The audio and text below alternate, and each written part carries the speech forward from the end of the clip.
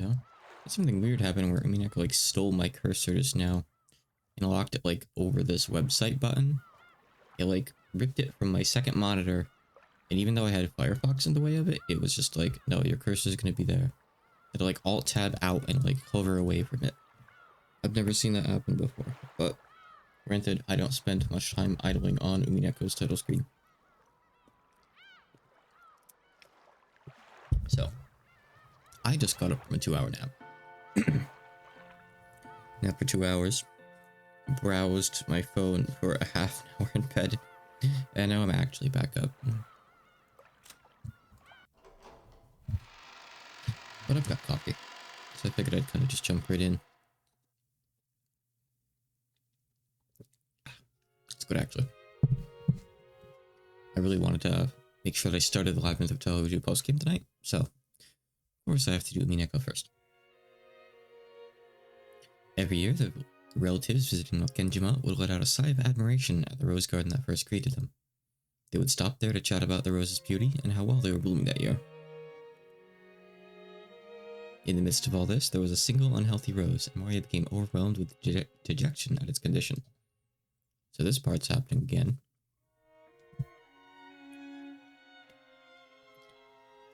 We'll see some similarities, but things won't go down the same.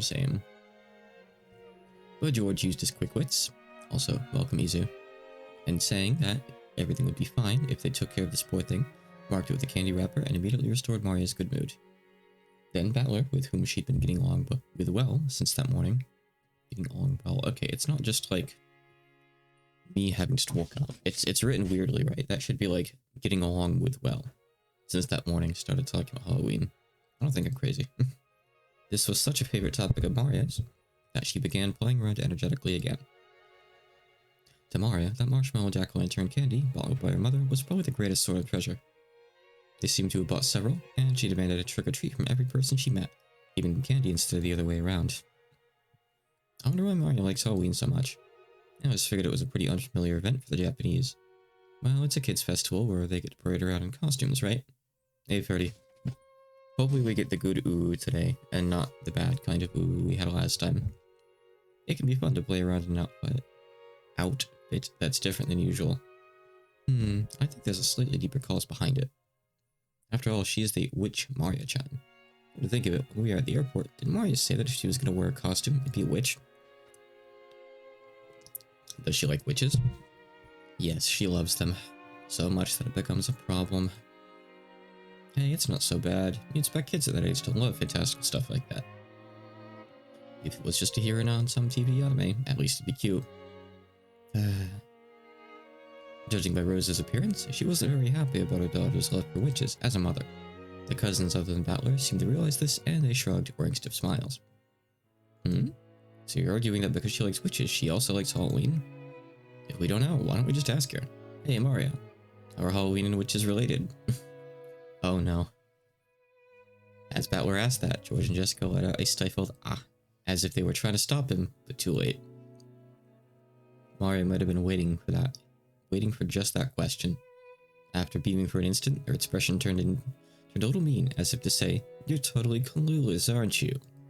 It was the face of a hobbyist who's been ticked off by an outsider saying something stupid about their favorite subject.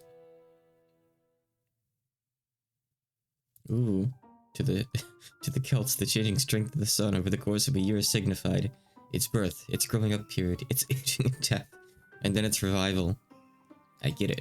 In spring, the weak warm sun starts to grow up and get hot, and then it gradually gets weaker and worn out. So it makes sense to think of it as the sun living out an entire life. How is he actually responding to this? How is he keeping up?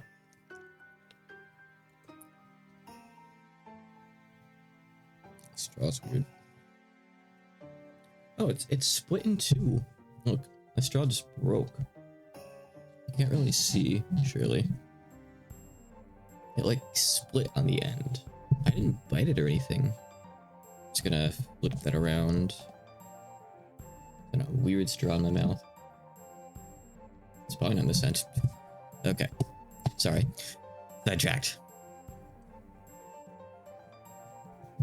Yes, so they thought that at the end of October, the sun died, was laid to rest in the land of the dead, and was then revived at the winter solstice. And the name they gave to the last day of the year, the sun ended its 1-year lifespan and died, was Samhain, and they celebrated then. It's an interesting idea to think that the sun was revived on the day of the winter solstice, when the daylight hours start to grow longer again. It's a case that makes it clear how much the ancients regarded the sun as sacred. I see. So what does that have to do with witches? It seemed that my casual urging forward had slightly infuriated Maria. You don't slightly infuriate someone. You slightly bother someone. Infuriate isn't slight. She glared at me with eyes that told me to shut up while she explained. Maria seemed to be having a blast as she talked. Uh-huh. That right there is the face of a little girl having a blast. So I decided not to interrupt. In the interval between October and November, life and death become the closest they ever will. The Celts believed that during this time, the world of the living grew closer to the world of the dead and otherworldly beings, and many of those living in the other world would come to visit. It was like the Bond Festival in Japan. Hehehehe. Imagine like DW from Arthur reading this out. At the time, people believed that souls returning to the physical world would go into people's houses or possess people and do bad things. So, in order to avoid harm, they performed rituals. One of those was to imitate creepy monsters and scare the souls back, which was apparently a way to avoid being possessed. That part became a festival, which turned into a costume parade. You really know a lot, don't you, Mario? Ain't it the truth? Even I never knew Halloween had such a history. But where did that whole trick-or-treat thing come from? Her knowledge was so extensive that the adults had suddenly started listening in too. Maria, who was normally treated like the youngest all the time, puffed out her chest with pride. Saying that this was just a kid's discussion, Rosa suggested that the adults go on ahead and set their luggage down at the guest house. Reminder that everyone's just getting here. But nobody else agreed to go with her, and she let out a heavy sigh. Sorry, everyone's more interested in your daughter than you. This is the Vilify Rosa chapter. Ooh, trick-or-treat is just for fun. It has nothing to do with what was originally a Celtic ceremony. That was created later when Christian customs were mixed in. However, I think it's right for Halloween to be that way. According to Maria, the souls of the dead weren't the only ones who visited from the non-human world. They were also spirits with intimate connections to people's everyday lives. Humans could receive favors from those spirits, so they'd managed to gain magnificent blessings, as well as a year's worth of good crops. So basically, Halloween was also a bit of a harvest festival. I get it. Now that you mention it, I guess October is a turning point in all kinds of ways, including with the seasons. Sort of the opposite of April in Japan. Yeah, that might be a good place to mark it. Hey Zelda fan.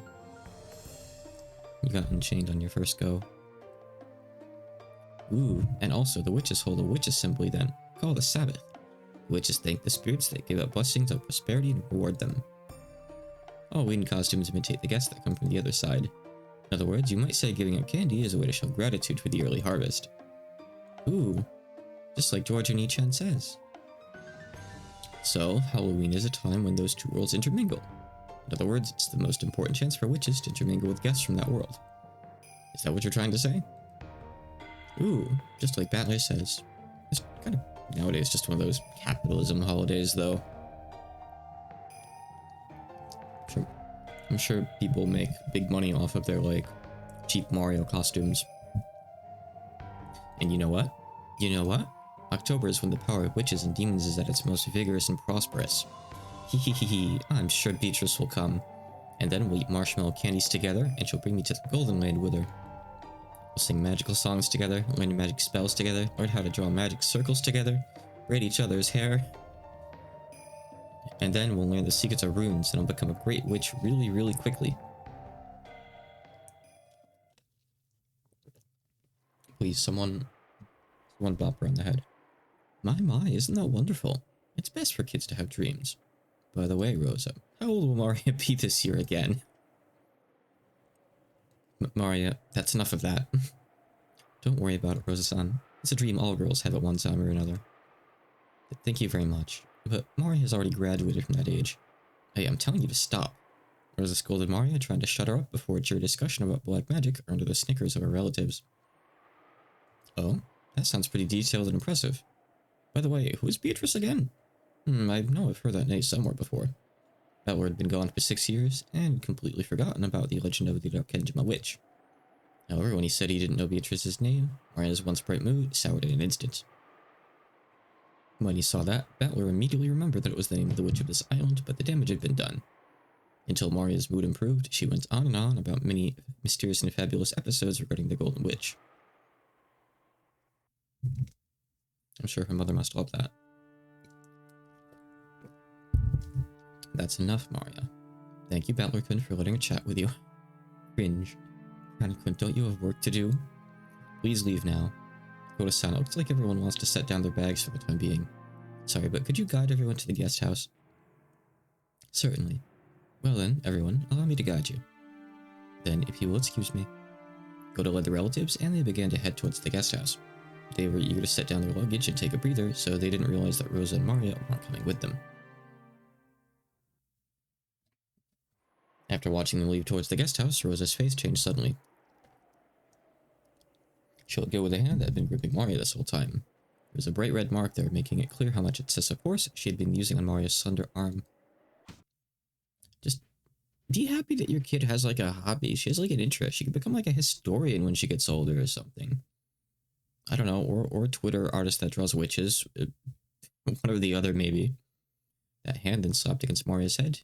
She could become like a stage actress, probably, actually. I like that. Get her with the big dresses. Pinched your left ear and lifted.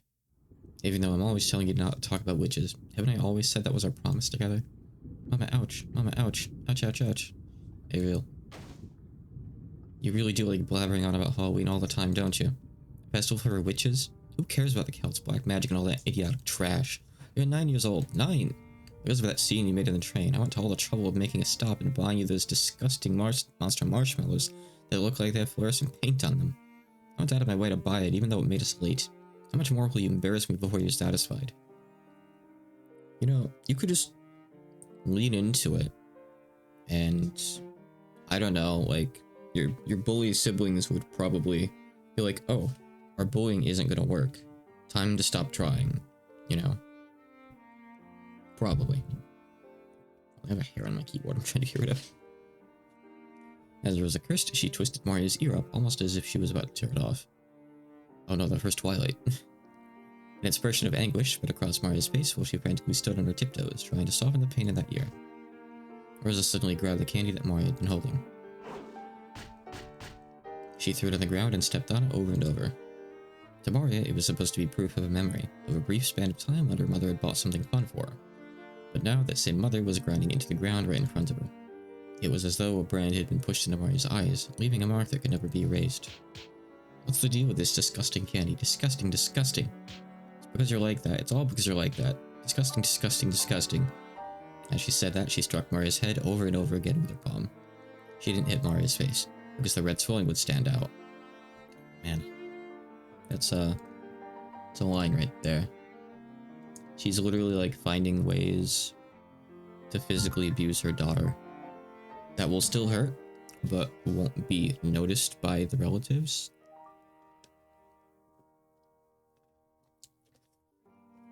Episode 2 is going to be hard to read.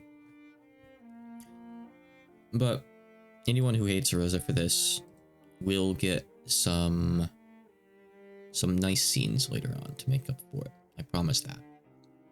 Maria closed her eyes tightly, patiently bearing her mother's violence. No, that wasn't quite it. Come back, Mama. Come back, Mama. Save me, Mama. Defeat the bad witch. She kept bearing Rosa's assault, muttering that over and over. Not spoilers, just implications. Didn't I tell you to stop talking about witches? Why you? Rosa, tired from hating her daughter, breathed so hard her shoulders shook. Maria grasped her hands together, withstanding it, hoping her mother would return soon. Mama, Mama, come back quickly. Save me, Mama. Beat the bad witch. But fine, just stay there like that forever. Just stand there mumbling out witches and Halloween forever. After hurling those words at Maria, Rosa left in the direction of the guest house, leaving Maria behind. Maria, forgetting even that it was okay to cry, kept staring down at the jack-o'-lantern candy that had been trampled beyond recognition. When the 9-year-olds cry. Truly a tragic story.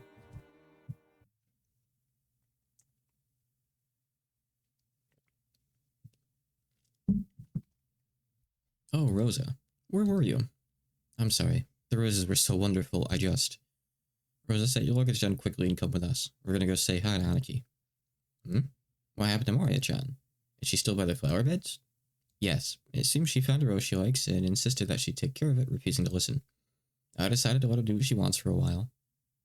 We sometimes forget that girls have their own little world. Sometimes we have to respect that, right? That's right. Thanks for your concern, Kirine-san. Koda-san, where's our room? I will guide you. This way. Allow me to hold your luggage. I'll be fine. I can carry it myself, thank you. I really hope that, like, secretly her siblings saw that from, like, through the window. Rosa went into her room, guided by Gilda. He then closed the door somewhat violently and threw her luggage on top of the bed. She got down on her knees in front of the bed, burying her face in it. For a while, Rosa made as if to shred the sheets with her fingernails, sobbing constantly. You know, you can only do this so many times and still have it work and make people feel remotely sorry for you. And I'd say that that number of times is less than one. Maria-sama, are you alright? Cannon appeared from behind a thicket after watching Rosa leave. Hee, I'm fine. Hee. Maria gave a creepy laugh, but to Cannon, who had seen the whole thing, it looked like she was enduring as best she could. She's a horrible person. I can't believe she's a mother. It can't be helped. You can't expect anything better than that to enter a container of that level. I'm just fine. Hee. Cannon got down on his knees and picked up the trampled candy. It was tragic just looking at it. He thought about dusting it off and returning it to her, but really couldn't do so with it in that condition. Just as he was wondering what to do, he met Maria's gaze. No, that wasn't quite right. Maria was looking at the candy Cannon had picked up. Right now, Maria's heart was surely the same as the candy that had been trampled into a pulp. Cannon realized this, but didn't know what he should do. That's right. I'll exchange it for the one I received earlier. Cannon remembered that a similar candy he'd received from Maria was in his pocket. Maria stuck out her hand. Cannon thought she was trying to take it, so he yelled at the candy, but Maria didn't try to grasp it. Then Cannon realized she was saying, give it back. No matter how tragic and trampled it was, this candy was Maria's. Her mother had bought it for her. No matter how tragic, it had to be this candy and no other. If only it were intact enough that it could be fixed by dusting it off. Cannon hung his head. Dusting it off is the most I can do. I'm sorry. Cannon held out the miserable-looking candy Maria wanted.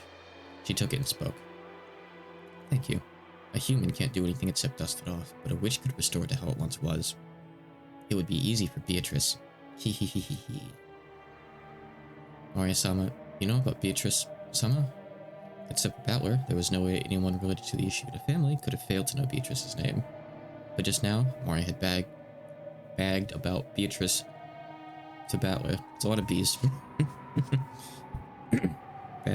Bragged about Beatrice to Battler. She had spoken almost as though she was meeting with Beatrice regularly.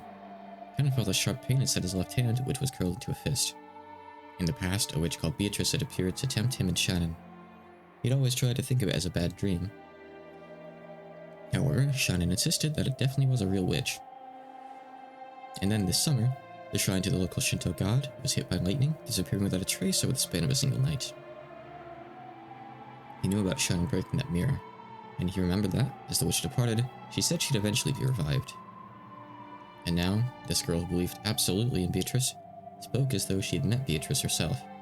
Ken couldn't suppress a vague sense of foreboding welling up in his heart. Maybe it's the background music.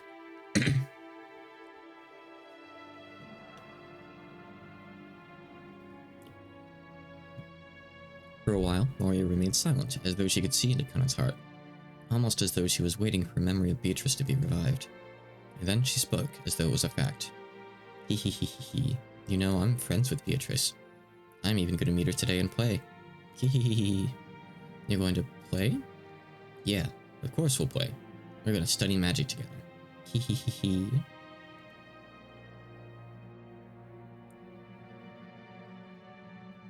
We're going to play Magic the Gathering together. Card buddies. The face of that witch, whom Kanan had tried to pretend was a bad dream, began to slowly creep into the back of his mind. Oh, that actually brings up a fun story. Sorry to derail. Derailing is part of streaming, right? Like, if you didn't want that, you'd just, like, run Umineko through a text-to-speech. Back when I was a kid, I must have been, like, 10, 11, 12 of the oldest, probably. I had a friend who lived nearby. I was only really friends with him during my childhood, but he got me into Magic the Gathering. He got me to like buy the starter deck and that kind of thing back during 7th edition age. And he told me that there was like a rule where like it's kind of like a Yu-Gi-Oh thing almost. If you lose to someone, they get to pick a card out of your hand and they get to take it, keep it. This friend of mine was like an older kid who was kind of like an asshole, but he was pretty much all I really had at that age. Living out in the country, you don't really get to pick your friends that easily. So we'd kind of like beat each other, going back and forth, like taking each other's good cards. And eventually he like, tried to up the ante and is like, oh, there's also, you know, in Magic the Gathering, you can discard cards from your hand at any time, even during your opponent's turn, no penalty. So he started saying, whenever I beat him, he's like, oh, I'm just gonna discard, like, all my rares, and then I take fatal damage and I lose. It's like, okay, great, I get to pick, your forest. Cool. We kept on trading, like, our Thorn Elementals back, which were, like, the like rare of that deck. They were like kind of like a 7th expansion, like, ooh, this card represents this like set or kind of thing. Like sometimes I'd have both, sometimes he'd have both. And the story doesn't really go anywhere besides that, but it's just kind of interesting. Eventually, I think I like looked up the rules online or something and realized we were playing totally wrong. I'm sure we were doing something else wrong too. Oh, I think we were like, we barely even know how to play. I think we were like preserving mana between turns or something stupid like that, which is not how you play Magic the Gathering. Back then, you used to actually take damage if you tried to do that.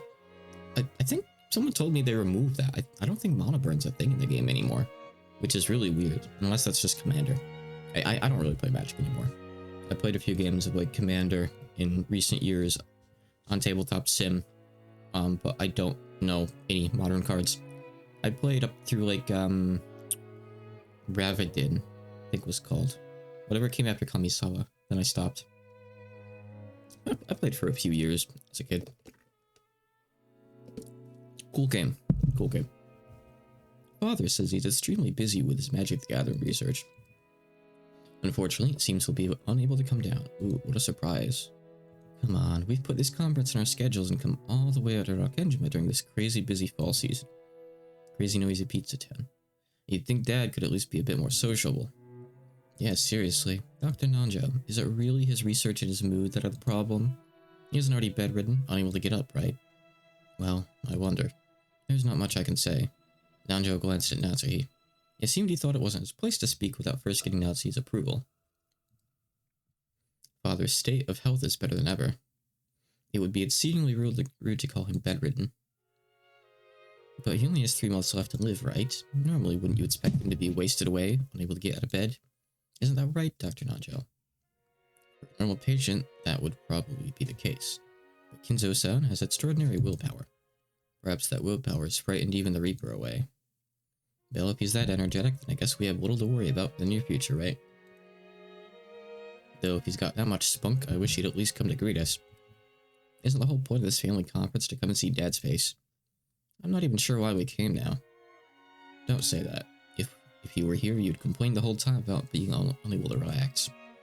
Should we celebrate the fact that all of us siblings have gathered this year to spend some time alone? We didn't get to see him at last year's family conference either, right? Can't you understand why his blood children might want to see him after 2 years?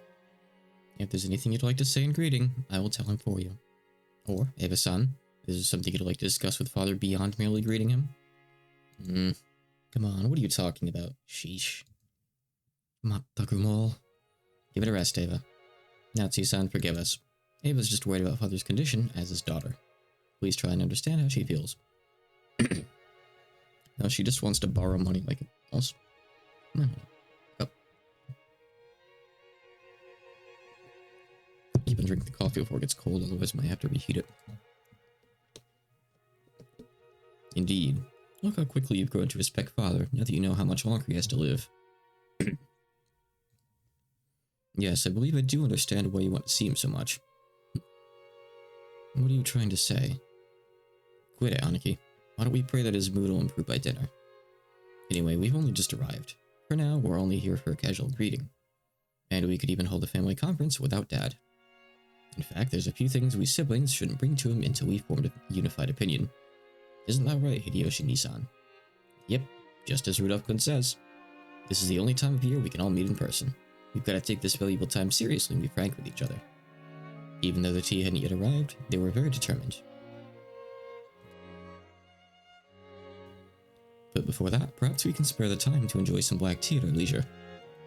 Surrounded by the wonderful furnishings of the parlor. Kirie's words seemed to contain a subtle admonition directed at everyone gathered there. They all understood. As they cleared their throats and straightened their neckties, the atmosphere in the room returned to normal for a time. This must suck for the outsiders. And watch everyone argue about the inheritance and glare at each other. Excuse me, I brought some tea. Hey, Shana-chan, you just keep getting prettier and prettier. Shannon entered the parlor, pushing the serving cart. Everyone decided to relax and enjoy some black tea for the time being.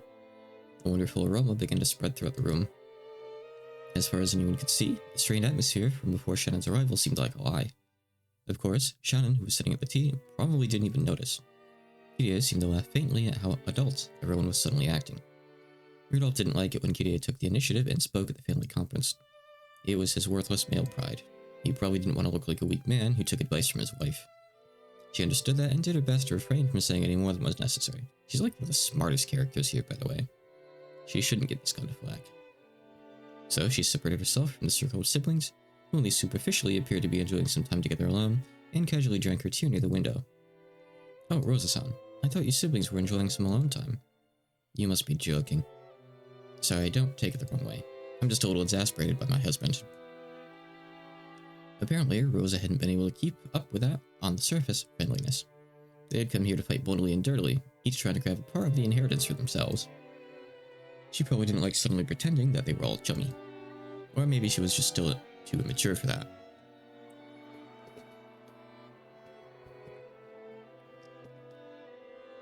I thought this side was splitting too, but I guess it's fine. I was weirded out by it now. Looks like the wind started blowing hard out there.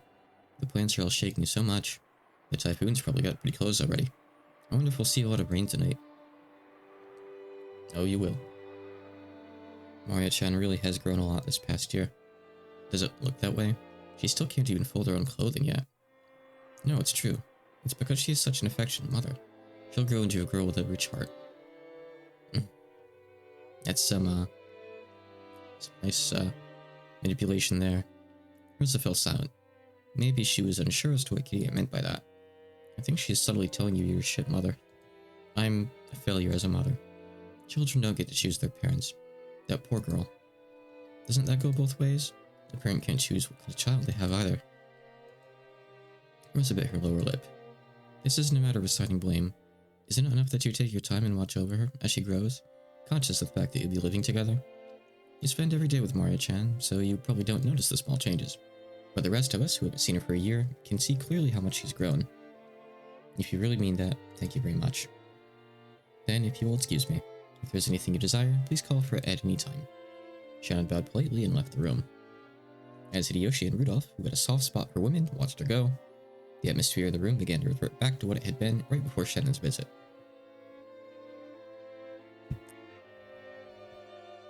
I don't think Shannon's even 20. Watch your words. If Father can't come down, well, that does still leave us with certain things we can discuss. Right, Rudolph? Yep, that's right. We didn't come all the way out here just to drink some dusty tea, right? Very well. What is this matter that you're clearly so eager to discuss? My, those people really are determined.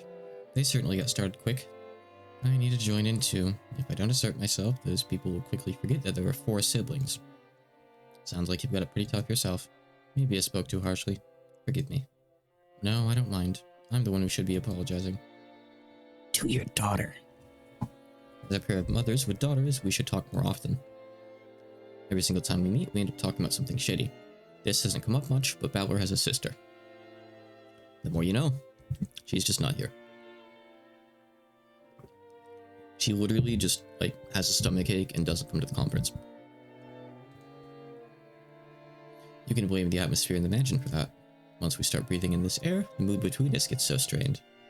Just once, I'd like to have a nice long cup of tea with you when we aren't attending a family conference. There's a wonderful coffee shop in Ginza that's a favorite of mine. Please let me invite you sometime soon. Thank you, Kiriya-san. That sounds great.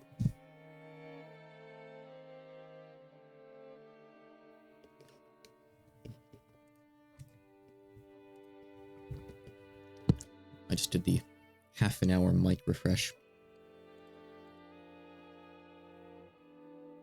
Precautionary measures. Oh no, the sky's gotten dark pretty fast. I could almost believe the people in this room made the weather worse. There's already thunder. Oh? Was that one there? Was that a thunder? Huh? There really were small splashes of rain on the glass of the parlor window. The weather seemed to have worsened faster than expected. Just then, a silent thunderbolt struck inside Rosa's head, and she remembered that her beloved child was out in the rose garden. A normal girl would try to go inside if the weather got bad, but Maria was different. She would sometimes get stubborn and refuse to move if rain or even spears fell from the sky. I think they used that same expression before. That's right, I told that child to just stay there doing that forever, didn't I? Oh no, Maria. Everyone looked back at Rosa when she let out a small scream. What? What is it? I'm sorry, I'm going outside for a second. I'll be right back. What the? Seriously, what's going on with her? Don't worry, she'll be back soon.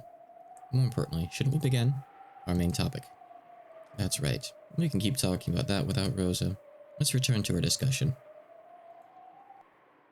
Rosa dashed from the entrance hall into the rose garden. When she opened the door, the wind that hit her was too strong to be called a light breeze, and told her that the typhoon was approaching faster than she thought. And then apparently the weather, like in real life here, is going to get pretty bad tonight. Apparently there is a non-zero chance that like I lose power or something, so if I disappear all of a sudden, I'm probably fine. I probably just lost power. Just as Kitty had said, the wind was mixed in with small droplets of rain. There was also a low rumble of thunder. It could start raining any time. Rosa headed for the rose garden. She headed for the place where she had scolded Maria a short while ago. It was almost lunchtime. The children had been told to come to the mansion around lunchtime, so they were probably in the guest house waiting to be called. Even if Maria didn't come to them, they would surely think I took her to the mansion with me and wouldn't worry much. After all, she'd been with her mother, so there should have been no reason to worry. I was here, and I abandoned my daughter to the worsening weather. Maria, are you there? If you're there, answer me.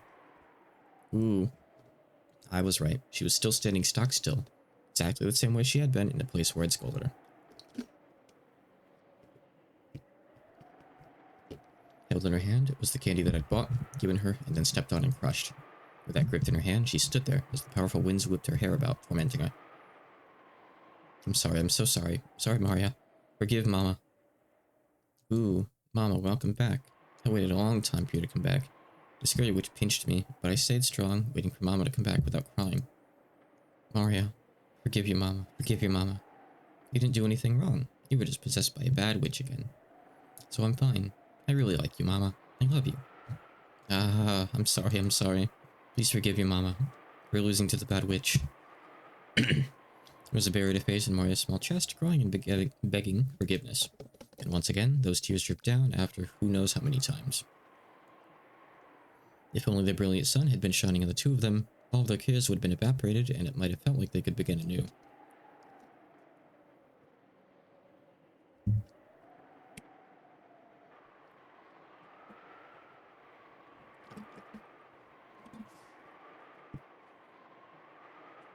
Okay, coffee's all done.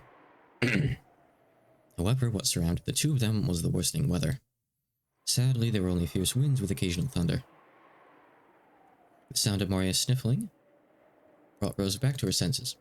If Maria stood exposed to the wind for too long, she'd probably catch a cold. Okay, Maria, it's almost time for lunch.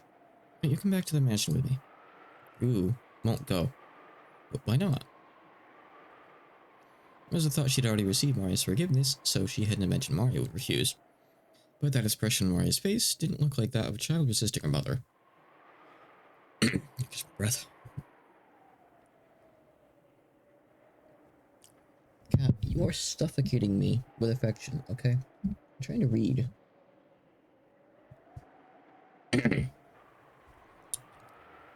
So Rosa couldn't understand why Maria wanted to stand still, pointlessly, as the weather grew even worse. Maria answered that question. It's Beatrice. She'll be here really soon. So I'm waiting. Maria. I like that exchange. Rosa struggled to find words for a moment, then fell silent. They'd only just managed to make up after all. She chose her words carefully, trying to get Maria to come with her to the mansion without denying the witch outright. Beatrice is coming? Ooh, really? Then instead of waiting here, why don't we wait in the mansion? If you stay in this wind too long, you'll catch a cold. She'll come. Beatrice will come. And when she does, I'll give her candy. I'll do trick or treat. I'll give her a jack-o'-lantern marshmallow candy and say Happy Halloween. Ooh. Maria pulled yet another sweet out of her handbag, moaning ooh, ooh. Rosa was bewildered and didn't know what to do, as Maria started being difficult again. Aha. Definitely. At that time, there was a sudden blast of thunder. It was probably a sign that this island had been sealed off by the storm, detached by common sense and reality. So after this moment, all common sense would probably cease to apply. The wind blew even stronger, and amidst that blizzard of scattered rose petals, a figure appeared, leaving Rosa unable to imagine that this was a scene from reality. It was probably, no, definitely, fantastical. After all, that shadow of a person was... Here we go. We've just met Beatrice, basically, and she's already appearing in her other outfit. Beatrice! Maria dashed over to the shadow. Normally, Rosa would scold her daughter if she dashed over to someone whom she hadn't seen before and didn't know. But Rosa forgot to do that, wasn't able to do anything but stand there, stunned. It's been quite some time. Have you been well? Ooh, I've been well. Witches don't catch colds. Ooh. Haha, indeed, a witch can use curses to make people catch colds. But how foolish would it be if she caught one herself? From now on, you should take care not to catch something like a cold yourself. She patted Maria's head as she said this, smelling roguishly. Rosa couldn't have known the name of the woman who was happily spoiling Maria. Probably guess it, though. However, Maria had called it out in the beginning when the woman appeared. So, even though Rosa had never met her, even though the woman still hadn't introduced herself, Rosa was able to know her name. However, that name held a special meaning on Aokigahara, and in the Ushimura family. There's no way something that stupid could be. Beatrice, happy Halloween! Look at what we bought. I'll give you one too, Beatrice. Ooh. Indeed, happy Halloween. Oh, is this for me? How truly adorable that a candy would be made out of this. The only light of a man lost in the darkness of purgatory, unable to go to heaven or hell. Right now on this island that has been cut off both from the world of humans and the world of non-humans, there may be no more suitable sweet. Maria, what's wrong with that one? Witch noticed the sweet Maria was grasping. It was Maria's candy, which had been stomped on by Rosa until it reached this pitiable state. Ooh, got stepped on and smashed. Can you fix it, be at all? Maria didn't go as far as to say that it was her mother who'd stepped on it. However, for some reason, when the witch saw that candy, she looked at Rosa and grinned. A chill went down Rosa's spine, as though the gaze was staring straight through her. It shall be easy. Give it to me. Ooh, Maria held the candy out gleefully. Rosa could do nothing but watch, stunned. How did this person plan to trick Maria, somehow undoing the fact that the candy had been pitifully trampled? Maria looked as though she believed it could be fixed good as new. Without real magic, there was no way such a thing could be possible. My, it is quite crushed, isn't it? Come, Maria. Close your eyes and try to remember. Because it really was that wonderful candy. The candy of your memories is always full and fluffy. So, you try to remember as well. What kind of candy was it really? Along with those strange words, spoken as though singing an improvised folk song, the witch threw the sweet into the air. Maria was closing her eyes to remember it, just as the witch had told her to. What shape had that crushed candy really had? Therefore, only Rosa saw that scene.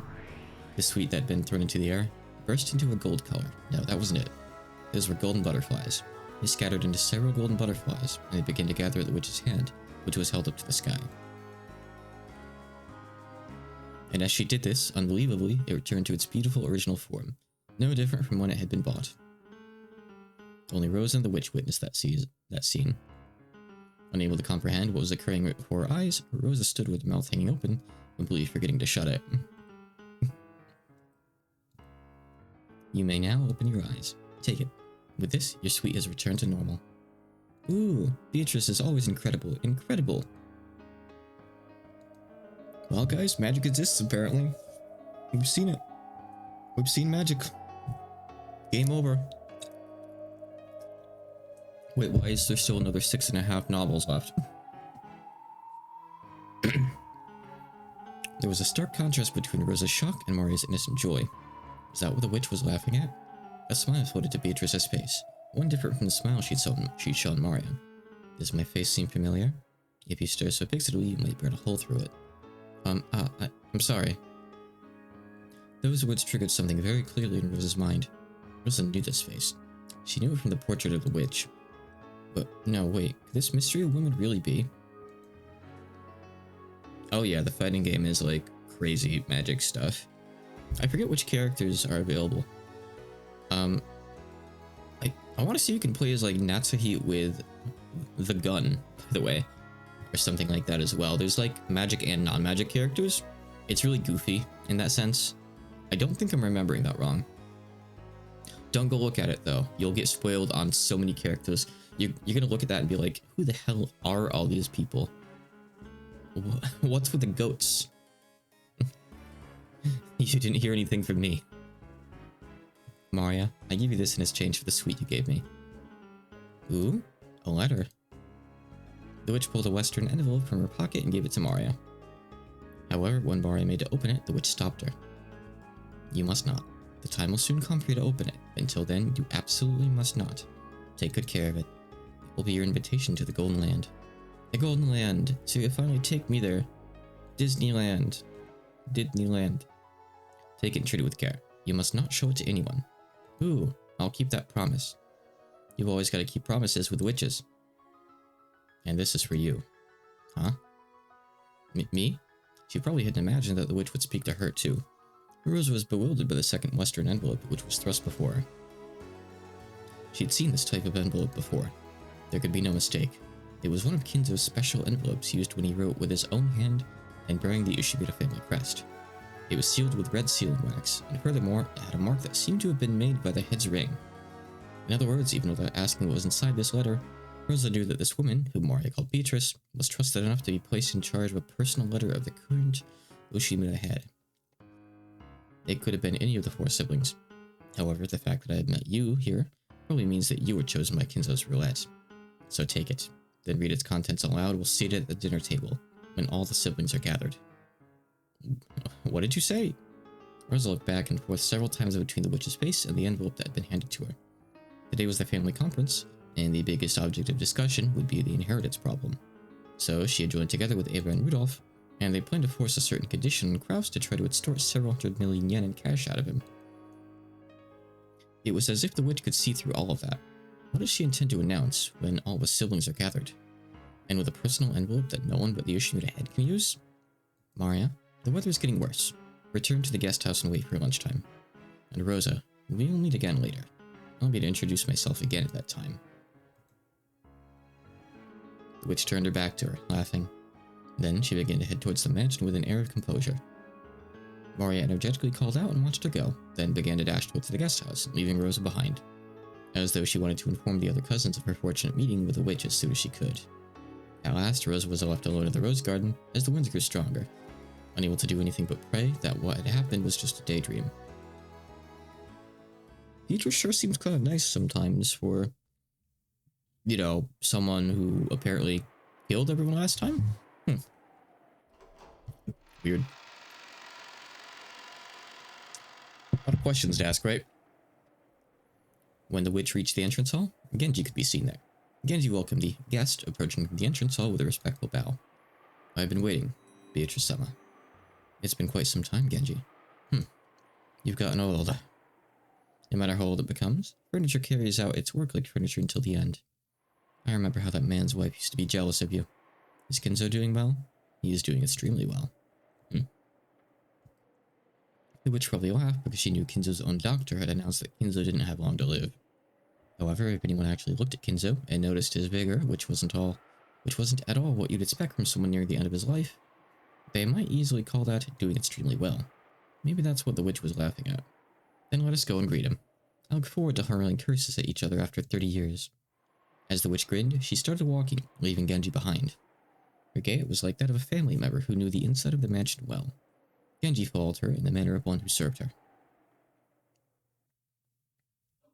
At that time, Kiria came out of the parlor.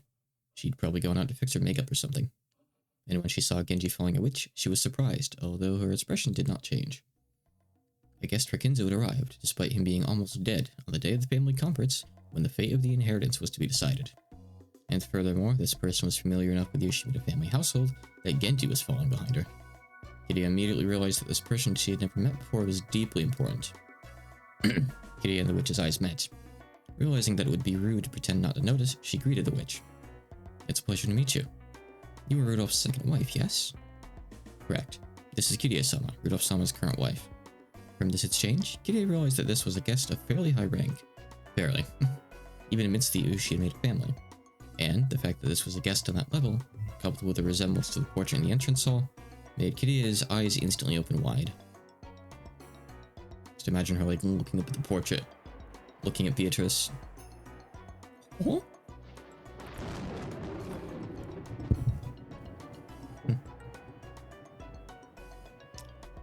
The episode 2 portrait is this one. Pleased to meet you. I'm Kirie. I wonder if this is our first meeting. If we have met before, I apologize for forgetting your name. So, you intend to force me to state my name, even though you already have a vague idea of the answer? Kirie thought she'd given a social and humble greeting. Her expression grew slightly cloudy at that openly oppressive response. At any rate, this didn't seem to be a person she could grow to like. But if Kirie's guesses were correct, this witch probably held a vital key to what her own husband was most interested in. Something that couldn't help but influence tonight's family conference. So, without shooting back a retort, Kirie silently watched her go up the stairs to the second floor, with Genji following behind.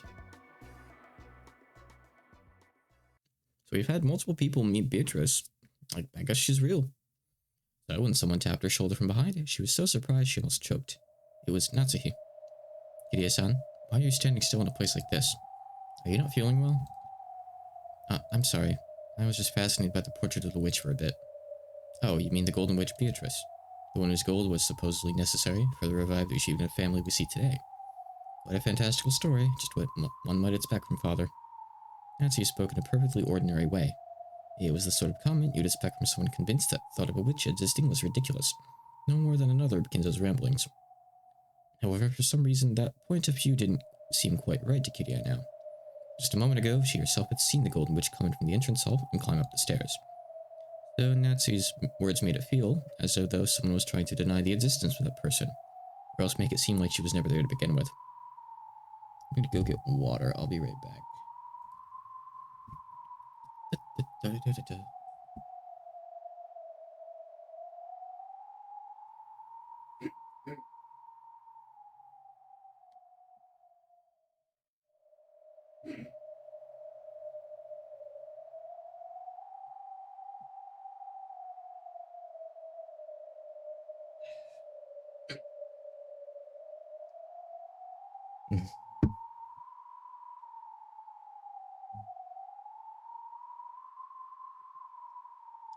5 seconds. Be bringing work to the bone as soon as. Oh, god damn it, guys. Okay. Is this even a good angle? I gotta like bring this over further or something. I don't have that much like room right now because I have like this other table set up over there now. So it's hard to get like a good angle. Like, I don't know how to do this. How do people use cameras? I guess I could move my phone off and actually put it on the edge of the desk. That might make sense, right? I think it's probably good.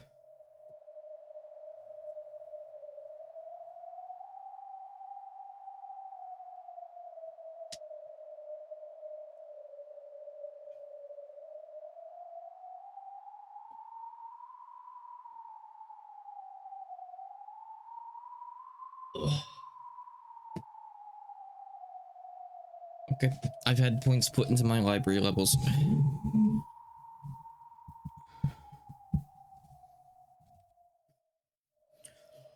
My attack stat is slightly higher now. Oh.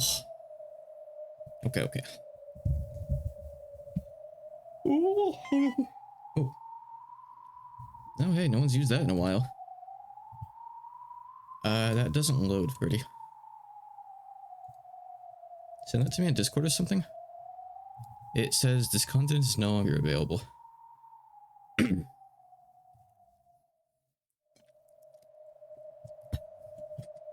Yeah, so you put a link to like an image in there. Highly preferably like a transparent PNG. Oh, nice. Mario fan.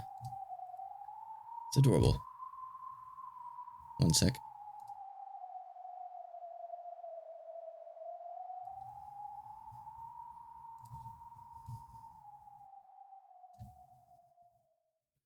It's actually like legitimately really cute.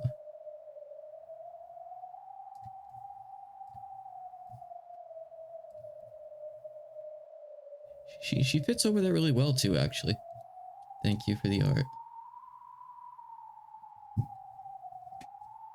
I'm gonna move her over a little bit so she doesn't cover any text.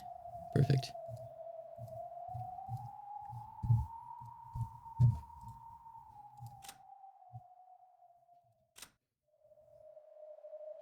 It's nice to see her like legitimately happy. I'm sorry. Maybe I'm getting a bit of a headache. I think I'll rest for a little while.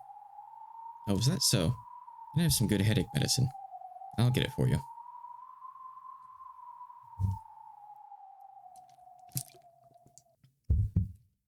You've convinced me that later on I'll have to add a redeem that just plays Mario's ooh sound from the anime. Ibuprofen. I have some too. I always have something to save me. I actually usually don't even use that. Usually, vitamin if it works better. I don't know why. The hallway in front of Kinzo's study was filled with the scent of sweet poison, peculiar to that in liquor. Oh yeah, the anime has the ooh. Let me see if I can find like a clip or something. Umineko anime Maria. Okay, well maybe I shouldn't get one where she gets like slapped. Why is that the first one that comes up? Oh, also don't go looking it up yourself. Don't look up anything to do with Umineko if you care about the story.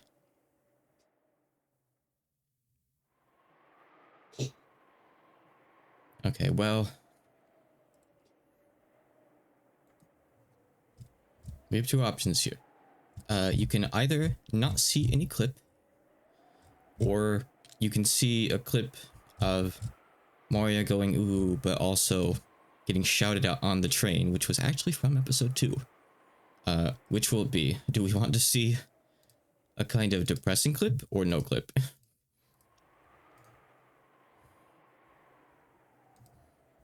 Well, ooh isn't spoilers, but if you just type Umineko into anything... nope, episode 2 is this stream. So, Umineko was split into 8 visual novels, which are each called episodes. So we're still in episode 2 right now. This is part 2 of episode 2, as in like... No, actually, no, this is the 3rd stream of episode 2, come think of it. Let's see here. Where is Chrome? Oh, I have like that part clapped, that's why. We have a clip of Mori loading the shotgun. Look, we're not there. If she hasn't loaded it in the game, we're not there. Shush. Shush. Shush. Maria. Hold on. Oh, right, now it's the wrong window. Oh, here we go. Why is that? Oh, here we go. Okay. Alright. 勝手に人からお菓子をもらっちゃダメでしょ。返しなさい。これはマリアがもらったの。ママの言うことを聞けっていつも言ってるでしょ。マリアのそのうー言うのをやめなさいって言ってるでしょ。Alright, Alright, well, you got to hear what the ooh was like. I don't really want to watch the rest of that. Honestly. I don't think anyone really needs to. But if you wanted to hear what the ooh was like, that's it.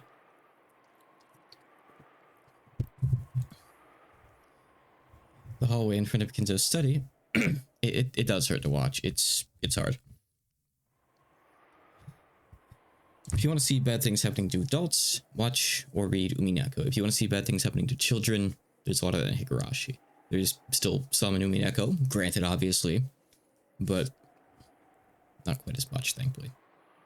The hallway in front of Kinzo's study was filled with a scent of sweet poison peculiar to that green liquor. Genji, who was completely used to it, did not grimace, and the Golden Witch didn't grimace either. Open my window, it's hot.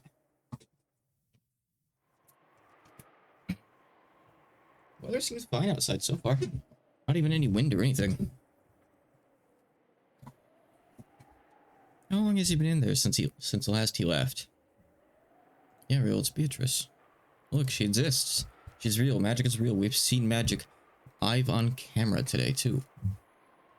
She fixed a lollipop. I believe it has already been several years. It's not true. He was outside. We saw him talking to someone, Kanan, outside recently. As well. Is he that desperate to turn me into a bird in a cage? How pitiful. By now, you're the bird in a cage. You're the ghost of the study, are you not? How pitiful that he's unable to even recognize that. Until he meets you again, he will probably continue his research, even after literally becoming a ghost. Is it love or madness or an illusion? And yet, perhaps even those can form magical power when strong enough. You sad magician. You sad, sad magic man. The witch grasped the doorknob to the study. When she did, there was a sound like that of flesh burning and splitting open. It was the sound of the doorknob literally burning the witch's hand. Beatrice-sama, what is this? A ward against magic? Is that person unable to get by without relying on something like this? I've heard that this door would cause you great pain, Beatrice-sama. Shall I open it? No, it is fine. If he wins, I will be a bird in a cage for all eternity. If he loses, only the life of a laughingstock will be left. The life of a pitiful magician who went mad with love and lost everything. Already, Kinzo and I are nothing more than pieces laid out on the game board. All that is left for the roulette to decide who wins and who loses. Until the roulette shows his result, there's no need for me and Kinzo to meet again. The witch looked at her hand, which was beginning to heal bit by bit, even though it had been horribly burned. Or perhaps that is why he has this hoard here in the first place. Yes, perhaps even that is honorable in its own way. By now, everything sits on top of Kinzo's game board. I like it, Kinzo. I want me to enjoy my game with you. I want me to enjoy the failure of the final gamble, of the old magician who fell in love with me and threw away his entire life.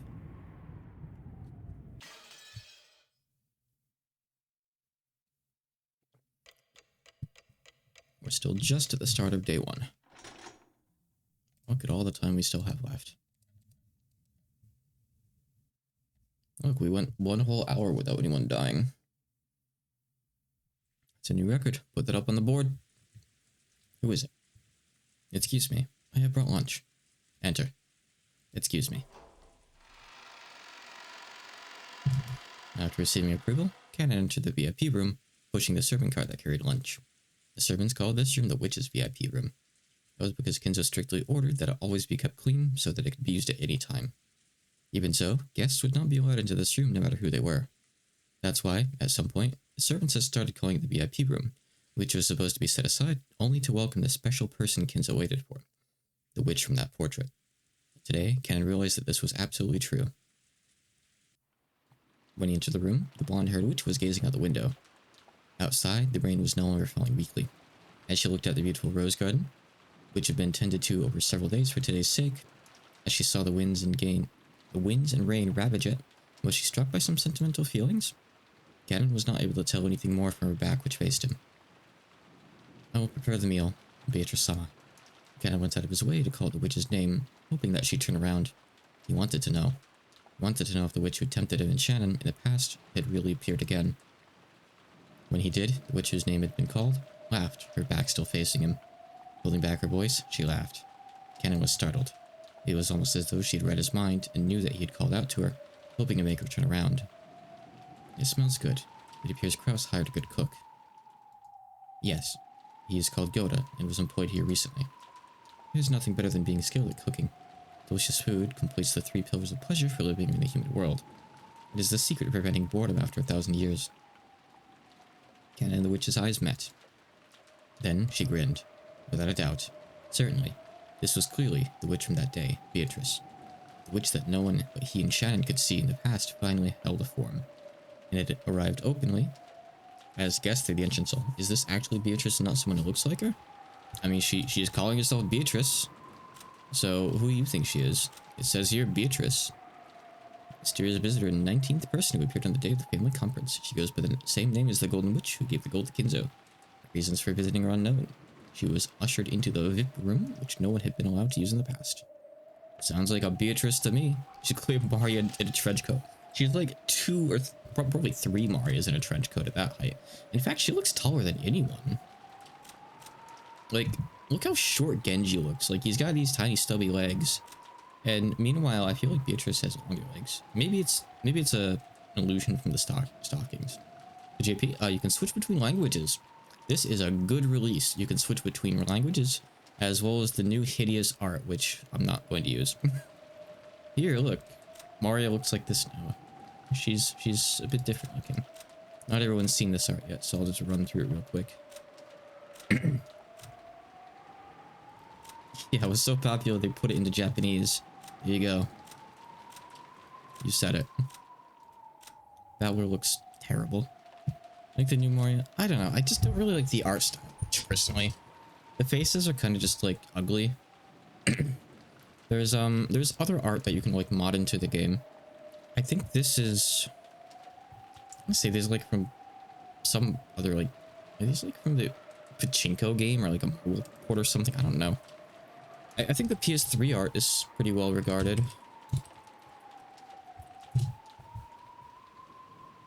Yeah, the PS3 art actually looks pretty good. Hold on, I'll show some of it off real quick. Bring some of it up, maybe. Like, I actually think this looks pretty good. Let's see here. Yeah, it indeed is from the Pachinko art.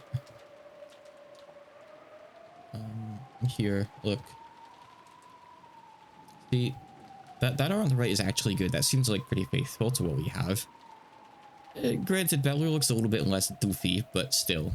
The PS3 port is pretty well known because it has full voice acting, which is cool. If you really want, you can also mod that into the PC port. People have like stuff that makes that possible. Yeah, the other like shitty art, at least the art I'm not that fond of, is from the Pachinko thing. I just confirmed.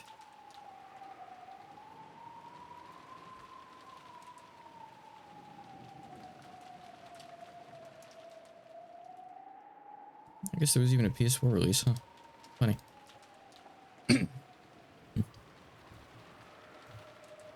Okay. But yeah, you can switch between languages at any time, which is really cool. It's nice. I'll actually be doing this on occasion later on for like interesting lines, probably. Like when we get to the main gimmick of Umineko, which we still haven't reached yet. Soon, very soon, trust me, soon. Maybe today. Sure, actually. Beatrice. Sama. It has been a long time, Canon, the furniture. It has been quite some time. Gonna try to remember to be polite to this guest for the time being. But the visit of this suspicious witch made dark clouds start to enshroud his heart, especially considering that today was the family conference. Yeah, all the proportions look kind of weird in the original art. I think it's because like the characters are drawn so huge. Like they're drawn so close up that it's hard to really tell like everyone's actual sizes, but like here Maria's actually short. You know, and like Genji actually looks tall. Even, you know, though he looks so short in the original. Because like they really try to like fit the entire body in here for whatever reason. So Maria is legitimately the same size as Genji. Just about. She's like a crown's height shorter. It's weird, really. But I still like the old art, it's very charming. You appear to be uneasy about what I plan to do now that I've appeared. Am I right? Janet didn't force an answer. This witch probably reads minds, so it was pointless to go to the trouble of saying it out loud. Of course, she could read even... Go on. Go on. She could read even his inner resistance. Go on, sweetie. Go up on the shelf. I don't want her standing there. So the witch giggled at Kanet's childish defiance. I came to fulfill my final promise with Kinzo. Your final promise? With the master? I want Kinzo a mountain of gold. When Kinzo gives that up, it will be returned to me with interest.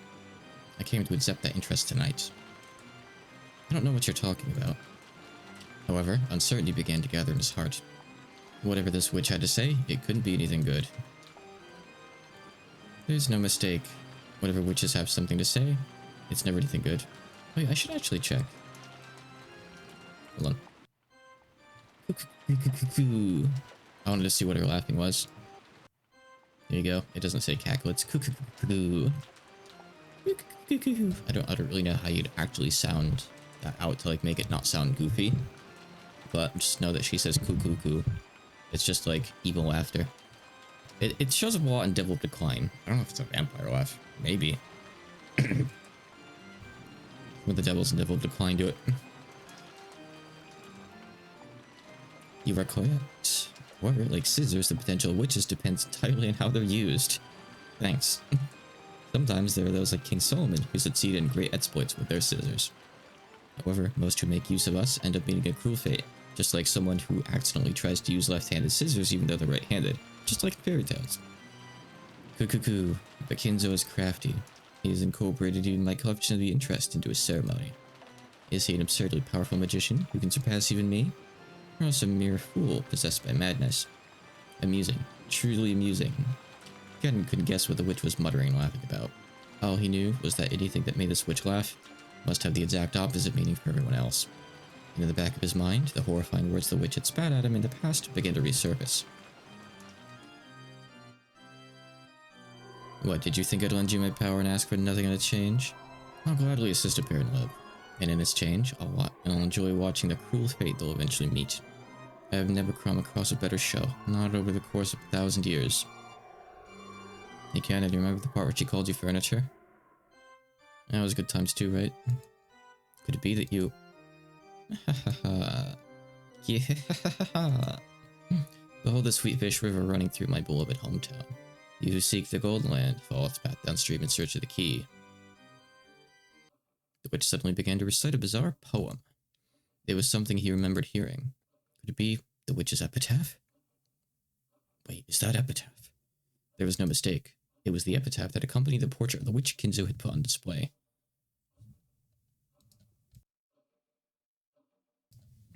Going my poor throat. So much easier to read yesterday. Stuff here today. The relatives had guessed that it referred to the location of the hidden gold, but no one knew what it meant for sure. The witch suddenly began reciting the epitaph. Do I have to read out the entire epitaph again? No. Kennen, since you were furniture, I imagine you've heard about it from Kinzo. The day when everything will be returned to the Golden Land has come. Rejoice. The day when you will be freed from the shame of living as furniture has finally arrived. You're fired. I believe you wanted that for a long time. The furniture, which finds no value in its own existence, merely existing day to day, must be nothing but agony. To those with souls, this world is worth clinging to, but those without souls find this world to be full of nothing but suffering. Complicated expressions flitted across Kennen's face. This was the day of release that Kennen had been looking forward to. However, the coming of this day had been mercilessly sudden. And for some reason, he didn't like the hateful tone used by this witch, as she informed him of the coming of this long-awaited day of rest. Kennen couldn't even decide what emotion he should be feeling. Why do you not rejoice? Could you actually have some regrets left in the real world, as mere furniture? I have no regrets, because I am furniture. You truly are a model specimen of furniture. How nice, how nice. However, it won't be any fun if you have any regrets at all. Are you saying regrets are how you find pleasure? That is correct. Most witches who live for 1,000 years get tired of life. In order to escape boredom, I adorn people's fates with fruit and brandy and cook them like cakes. I find humans dancing through oppressive fates inside an oven to be so very entertaining. You see, I'm actually a tad famous in this regard. So much so that rare guests come from far away to see my skill at cooking. Perhaps this is something that mere furniture cannot understand. Ken couldn't understand what the witch was saying. However, he fully realized that this was a terrifying being who treated the fate of humans as a show, enjoying it whenever some harm befell them. However, furniture has no soul or life, much less a fate. Pitiful furniture does nothing but serve until the day they're released from the real world. The furniture like that, the witch, who had come to release them from everything, was a being to be received with overflowing affection. Even though the day Ken should have been waiting impatiently for had come, he was confused by his own inability to accept it easily. Why was it? The face of Shannon, the person he loved as a sister, rose to his mind, and for some reason, Jessica's face did too. Ken had bit his lower lip hard enough that it hurt. Thinking about Jessica like that was something furniture must never do. Even though he thought he'd known that, even though he'd complained about Shannon's relationship, why was it that Jessica rose into his mind at a time like this? He felt a little shameful at his own naivety, and to forget about Jessica, he turned his thoughts to Shannon. Shannon is also furniture. She has no reason not to rejoice at the coming of the day when all will return to nothingness. But Shannon, through relationship with George, has experienced an emotion forbidden to furniture. Even though she isn't qualified to be bonded with him, she's still trapped in a dream that she isn't allowed to have. Will Shannon be able to joyfully accept this development? No, she won't. Shannon still has lingering regrets. Those will probably become a great source of pain and torture for her. And those lingering regrets were planted by none other than this witch. Why? Because that would be more interesting? Nothing more. This day, that Shannon should have been waiting impatiently for, will probably be a harsh burden for her, giving her emotions that she must never experience. I thank you for granting me, us, furniture the day of our release. And I hate you for making this day so difficult for Shannon to accept. I wanted to make you suffer from your regrets as well, just like Shannon. However, you continue to live like furniture with foolish honesty, never getting ensnared by me. And yet, it seemed you loved Shannon a little too dearly, right? Shannon's regrets are now your regrets. Are those feelings transformed into hatred for me? If you wish to kill me, give it a try. As Kinzo's furniture, you should have at least that much power, right? However, if you kill me, then the day of rest for furniture will not come for all eternity. Could you bear to live with that? Are you truly capable of resisting when I try to release you? Kneel. Wait, what? Kneel and kiss my shoes. Otherwise, I will leave this place. I'll go back and never show myself again for all eternity. So, Canon, do you think you could bear to live like that? If the door to the Golden Land is opened, your hard life as furniture will end. If you desire, I can even give you life as a human. After that, you'll be on the same level as Jessica. Surely you want to experience the taste of love. There's no point trying to hide it. After seeing Shannon indulging in the sea of sweet love, you grew jealous. You were sorely tempted to know the taste of love. Stop it, stop it. Are you trying to ensnare me again? I won't be reduced to a toy for your amusement. Oh, then we'll be satisfied with Shannon alone. After all, you weren't the only one who was implanted with a seed. Even fruiting plants sometimes fail to bear fruit after all. The one who obtains the key must then travel to the Golden Land in accordance with these rules. On the first twilight, offer the sits chosen by the key as sacrifices. On the second twilight, those who remain shall tear apart the two who are close. The witch recited the epitaph again. It was so sudden and diverged so strongly from the current topic. However, that challenging smile made it seem almost as though she was using the epitaph as a threat against Canon. Do you not understand? For the ceremony of the epitaph to succeed, at the second twilight, two who are close must be offered as sacrifices.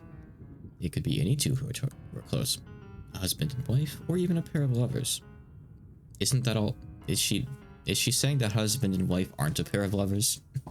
Harsh, Beatrice. Probably true for some couples, but harsh. Nice social commentary there. Nice comedian joke.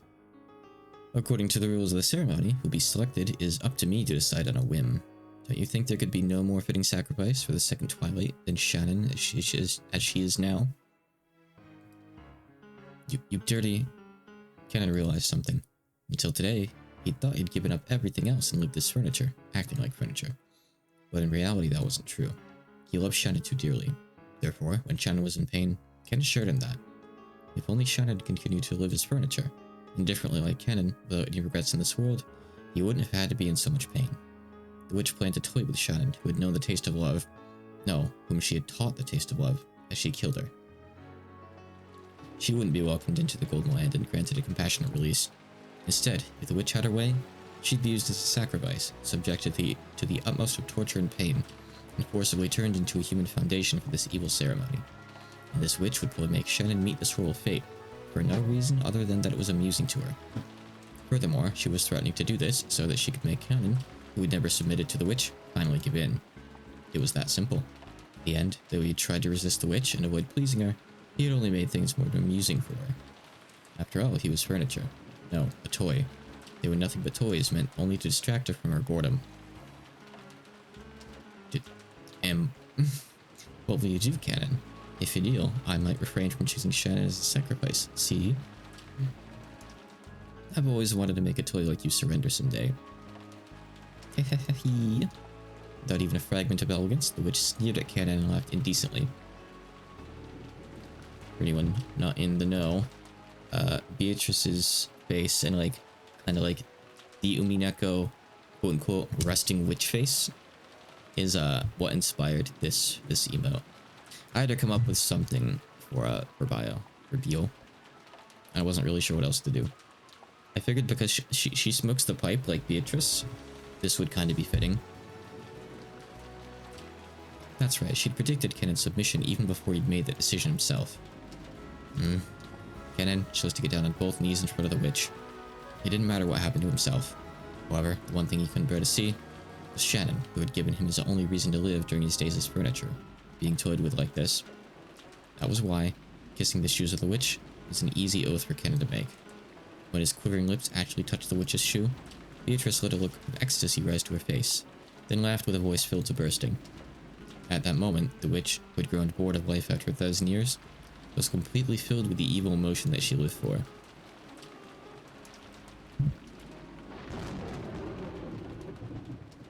Oh no, witch feet.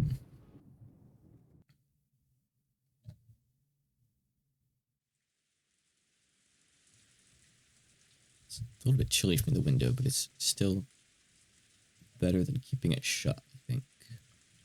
When lunch ended, the relatives moved to the parlor. Rosa had bought a high-class brand of black tea from a famous store in Ginza. That had been served, and the parlor was filled with a pleasant aroma. Since the children were there too? Yep, Pretty drew that. He works so damn fast. I don't know how he does it. He's very talented, and has worked very hard to get where he is.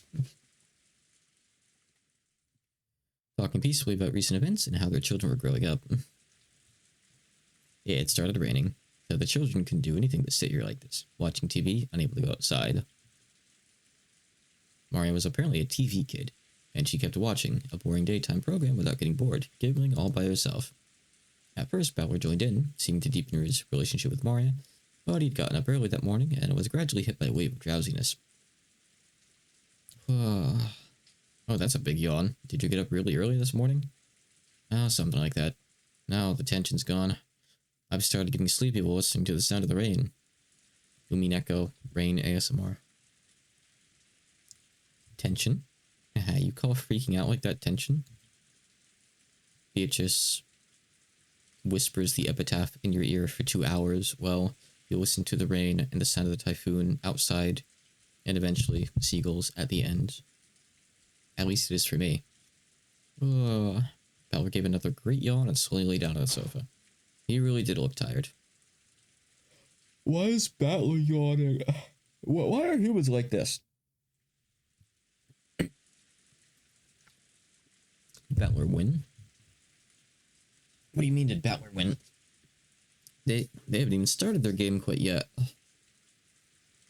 It's still ongoing. George and the others had tried talking to him, thinking it was a sign of boredom, but when they realized he really was sleepy, they decided to let him be. My. They say that if you lie down right after eating, it'll become a mackerel. Oh ho ho. Stop kidding around. Oda-san said we'd be having calf steak tonight. That'd make it mackerel steak. Misawa-san, he looks pretty tired. Could you get him a blanket? Oh, here you go. Misawa brought a blanket over from the shelf. The large parlor wasn't cold, but the air had gotten a little chilly.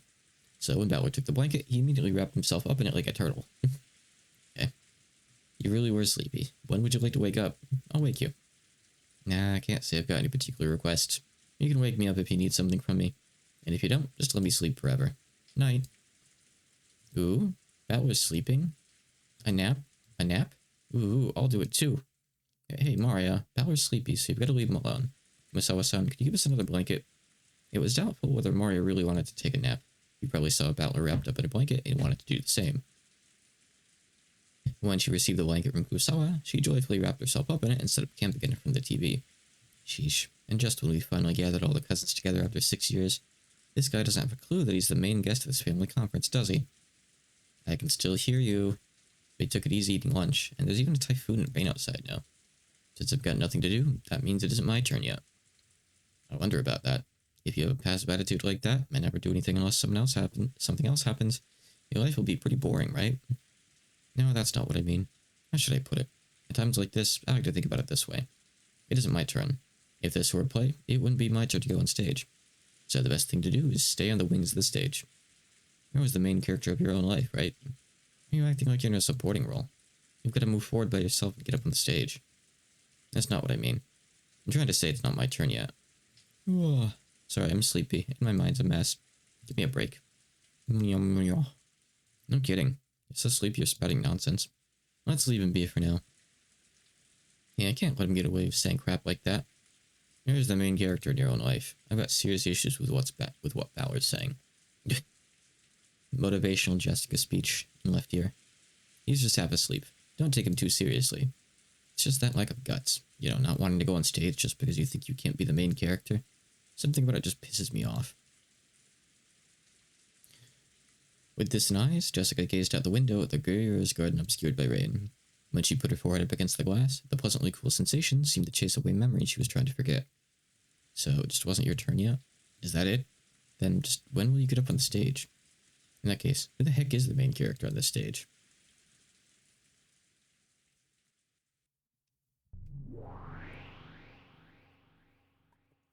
Oh no, what's happening?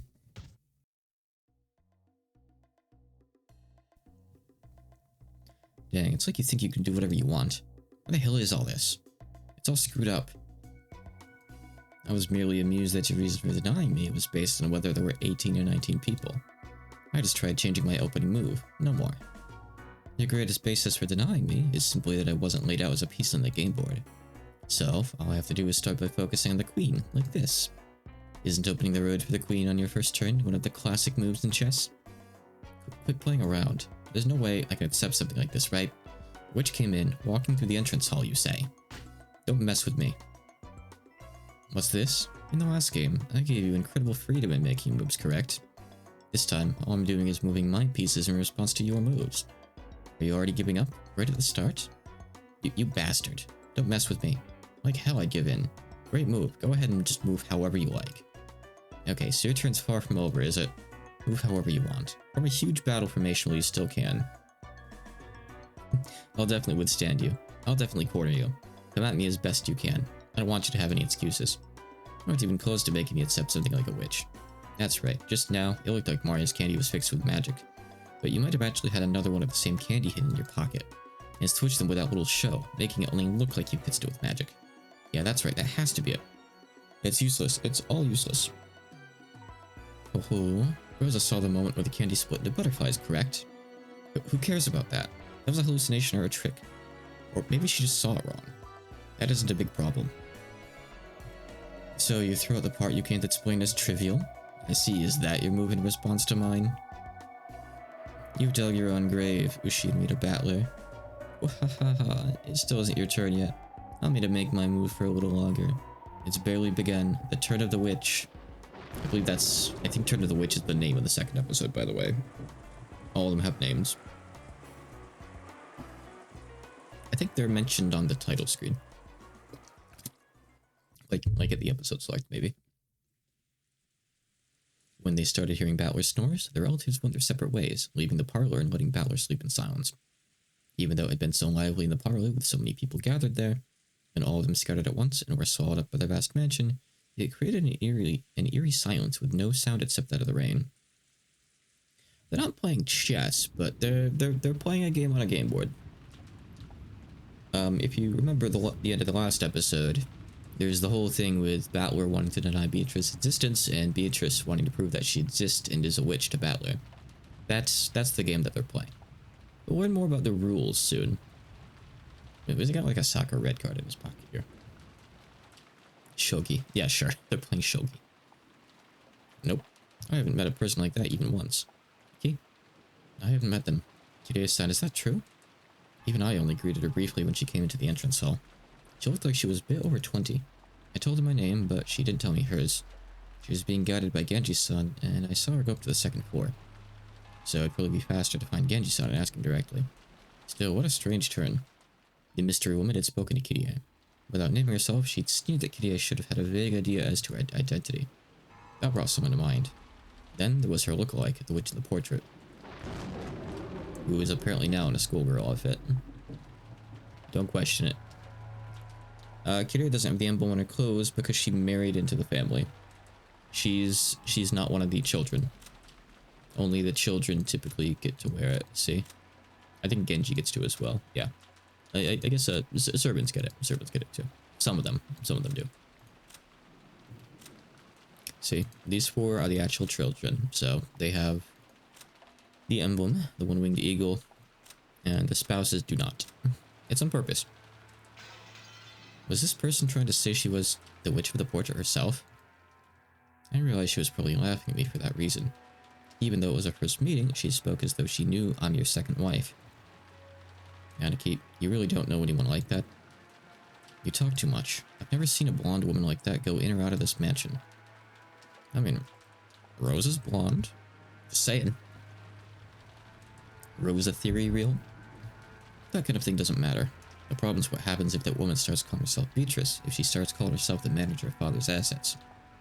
Or maybe she plans to call herself his mistress's daughter, and demand that she gets a share of the inheritance. Either way, we've had one heck of a joker slipped into the deck. Did Nissan bring her here? Or did father? This is bad.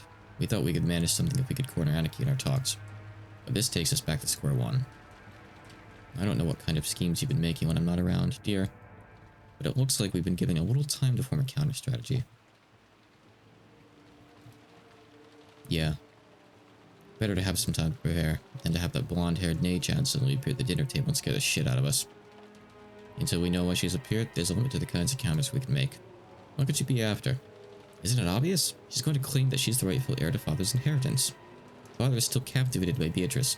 If he had a daughter with her, you can bet that he'd want to leave all his fortune to her. She might even thrust some strange will in front of us.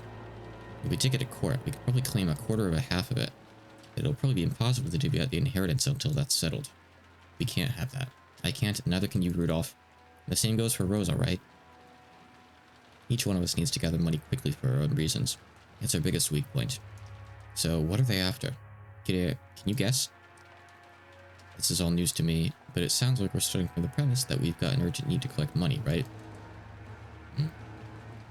Kirie-san, in a man's business, you sometimes need funding when you're on the offensive. Please understand that. What's this, Rudolph? You didn't tell Kirie-san about it? Sorry, I wasn't really hiding it. Actually, it was kinda... It's alright. If you decided this wasn't something you needed to tell me about, I won't press you about it right here. What's more important is finding out what this golden witch is after, right? Yeah. Now that you know what we know, can you see how the enemy might come at us? Like I said, she's one of the smartest people around. Rudolph had a certain measure of trust in Kirie's unique thinking technique, chessboard thinking. Of course, it didn't give him any more peace of mind than fortune-telling. But every time Rudolph was polishing up some important strategy, he'd give a great deal of thought to Kirie's advice. Well, yeah, everyone's back in episode 2, real. As for exactly what that means, well... Think about it. Think about it. Figure it out. For a while, Kirie pressed her finger against her forehead, considering. Means they can respawn, yeah. See, they're all fairies. Natural phenomena. Judging by the fact that our arrival was kept hidden until today, she must be planning to catch us by surprise in some way. We can't tell for sure whether she's after assets or being recognized as a relative.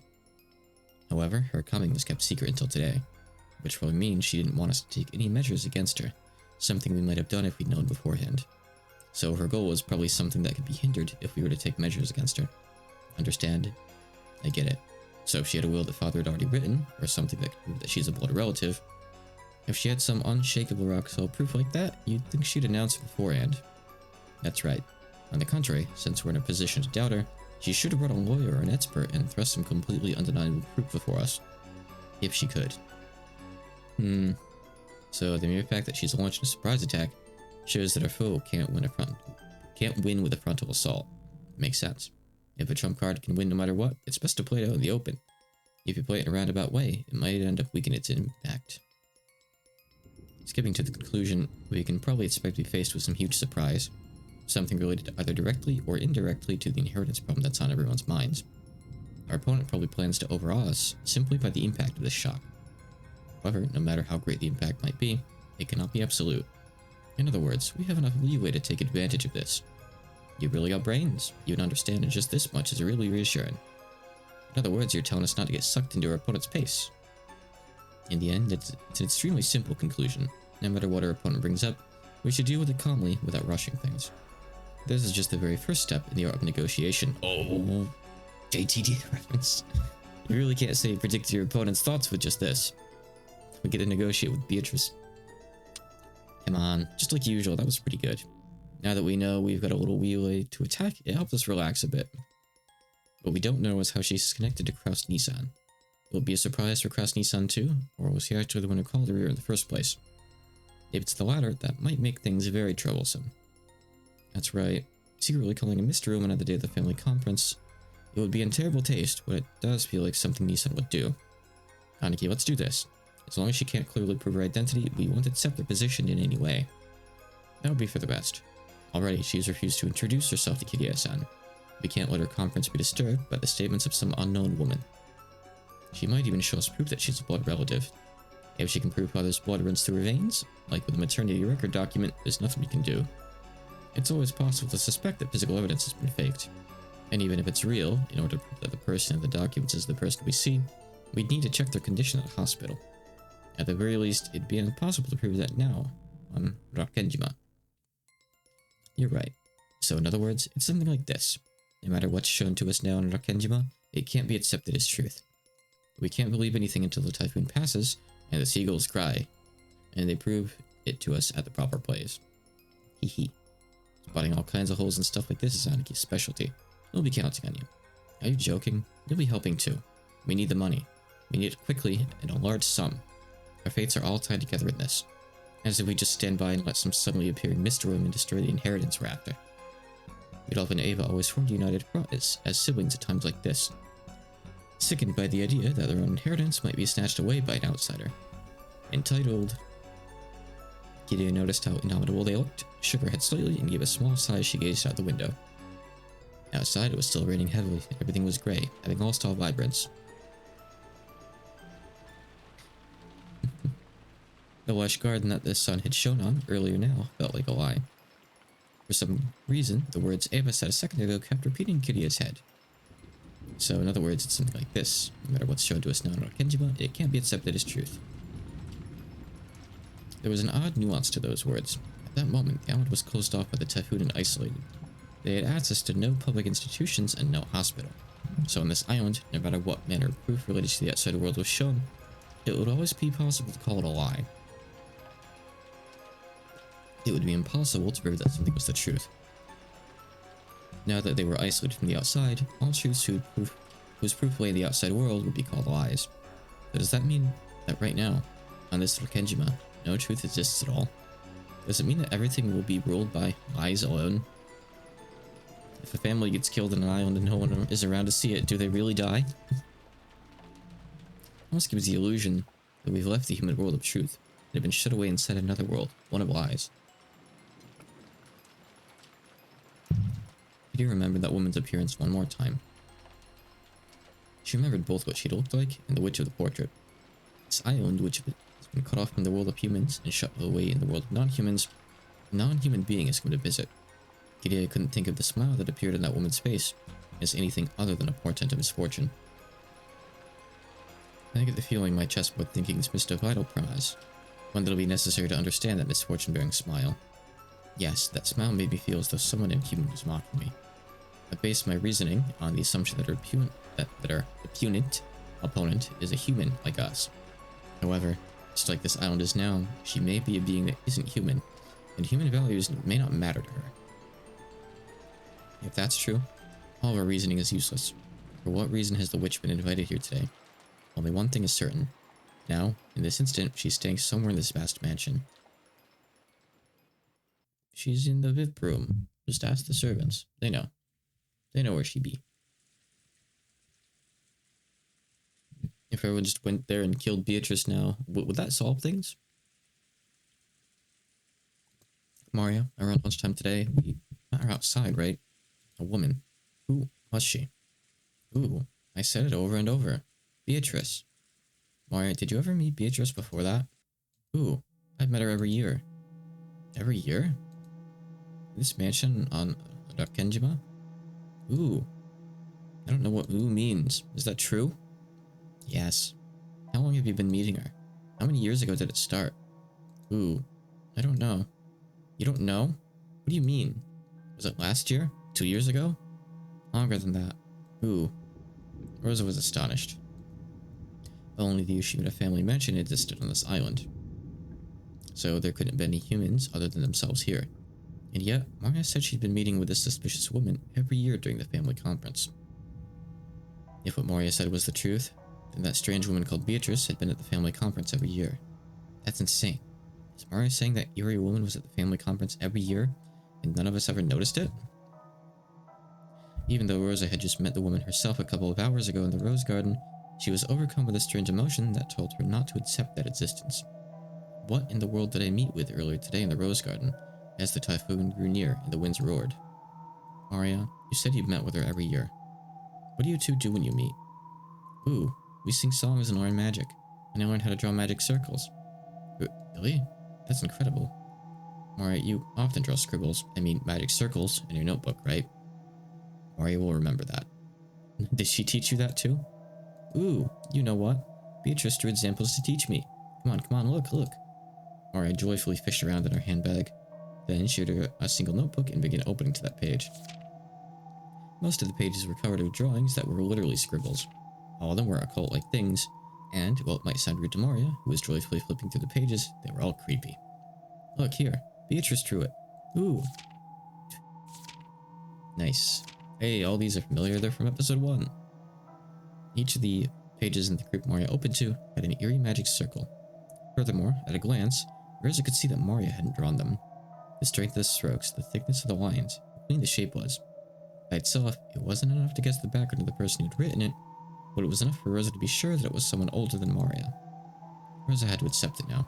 There really was a person on the Sokenjima that she herself hadn't known existed until now. And this person had come to the family conference every year to play with Maria. Maria, does the witch Beatrice live here? Or does she live outside the island like us? Ooh, Beatrice is the witch of Rakenjima, so she lives on this island. So you're saying she's on the island even on days when it is the family conference, right? Ooh, I don't know what ooh means. Yes or no? Yes. Ooh. What in the...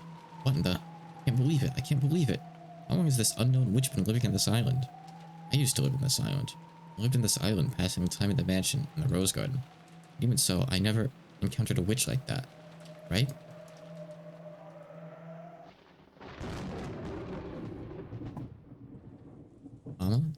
Mama? What's wrong? Mama? My head hurts. I was probably getting a little mixed up with my memories when I was a young girl. When I was young, I was terrified of the witch, unlike Maria. So for me, the name Beatrice was a synonym for terror. Surely, my fear from those days has been revived by the appearance of a woman going by that name. She can't be a witch. She's obviously a human calling herself Beatrice, right? That's right. That witch entrusted me with an envelope. What in the world could that be? Rosa pulled that western envelope out of her pocket. It was one of the envelopes that bore the Yoshimura family crest, which Kinzo used for his personal letters. Its red sealing wax had even been sealed by the head's ring, which Kinzo held, which meant this envelope belonged to the Yoshimura family head. In other words, it was from father. Why was a woman calling herself Beatrice holding it, and why did she give it to me? That's right, I'm sure she said to read this aloud at dinner. What in the world could be written inside? A sense of uncertainty gripped Rosa, as if opening this envelope might let loose incredible misfortune. However, at the same time, a little curiosity sprouted up too, urging her to find out what was written inside before the other siblings could. Using common sense, one might guess that it contained a huge decision somehow related to father's inheritance. Actually, since she had received it from a woman who called herself Beatrice, there simply had to be some connection. Does it mean this person wants, not just the 4, but a total of 5 people to be included in the inheritance? I need a large sum of money, and I can't wait long. I feel like such a sinful daughter for discussing father's inheritance while he's still alive. But this is no time to spout off cheap ideals, and I've even colluded with Rudolf Nissan and Eba Nissan in order to get some money out of Kraus Nissan. From that position, I can't help but see the appearance of the witch as a sign of approaching misfortune. What could be written in here? I'm sure it's something frightening. Shall I read it secretly myself first? Do it. I want to see it now. The witch requested that it be read at the dinner table, with everyone gathered. But if that's what she wanted, why couldn't she just read it aloud herself at dinner? Why does she go to all the trouble of entrusting it to me? Simply put, is it because she doesn't mind if I read it secretly beforehand? It'd be better to secretly read the contents first. I understand that'd mean breaking my promise, but this is no longer the time for cheap ideals. Depending on the contents, I should probably discuss it with Ibanez-san and Rudolf Nissan too. They're always really good thinkers when it comes to this kind of thing. When I gulped and put my hand to the red sealing wax, something suddenly pulled on my sleeve and I let out a small scream. But what? But Maria? Don't scare me like that. What is it? Ooh, you mustn't. Huh? In Maria's expression was the same portent of misfortune she'd felt from that witch, and it sent a tingle up her spine. Beatrice told Mama to read that letter during dinner. You mustn't break a promise with a witch. Hee. But that's not it. I just wanted to look at the envelope for a second. I'll keep my promise. Girl, I always tell you to keep your promises. Of course I can keep my promises. Yes, Mama's a good girl. Hee. That laugh. It isn't cute, so stop it. Ooh. What do you think of it? You received a letter too, Maria. What was written inside? I haven't opened it. Beatrice said I mustn't open it until the time to open it comes. So I'm taking good care of it. Ooh. I see. You listen well to what Beatrice says, don't you, Maria? Ooh. I'm Beatrice's disciple, so I listen well to what my teacher says. I see. Rosa realized something. Mixed in with Maria's gaze was the glint of someone that wasn't her. If Rosa broke the rules and opened the envelope here, Beatrice would definitely learn of it. Because Maria was the witch's disciple. Maria was in contact with that witch. I'll keep my promise. So tell Beatrice not to worry, okay? Ooh, I'll tell her. Hey, Maria. If I wanted to speak to Beatrice, how could I meet her? I don't know. Beatrice is very fickle, so she always appears suddenly. I don't know a way to get her to meet me. But you know, she's always watching me. So if I get in trouble, she'll definitely come and save me afterwards. She's definitely raised her form and is hiding close to me. Hehehehe. Don't I always tell you to stop laughing like that? Rosa reflexively hit Maria on the head. That put a stop to Maria's laughing, but it wasn't able to erase the color that had written into those eyes, a color that seemed to bear a portent of misfortune. Rosa swore. She swore at her daughter. She swore that, at least until they left this island, she would not leave Maria alone.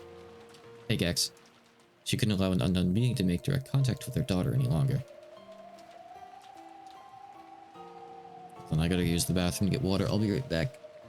1 minute.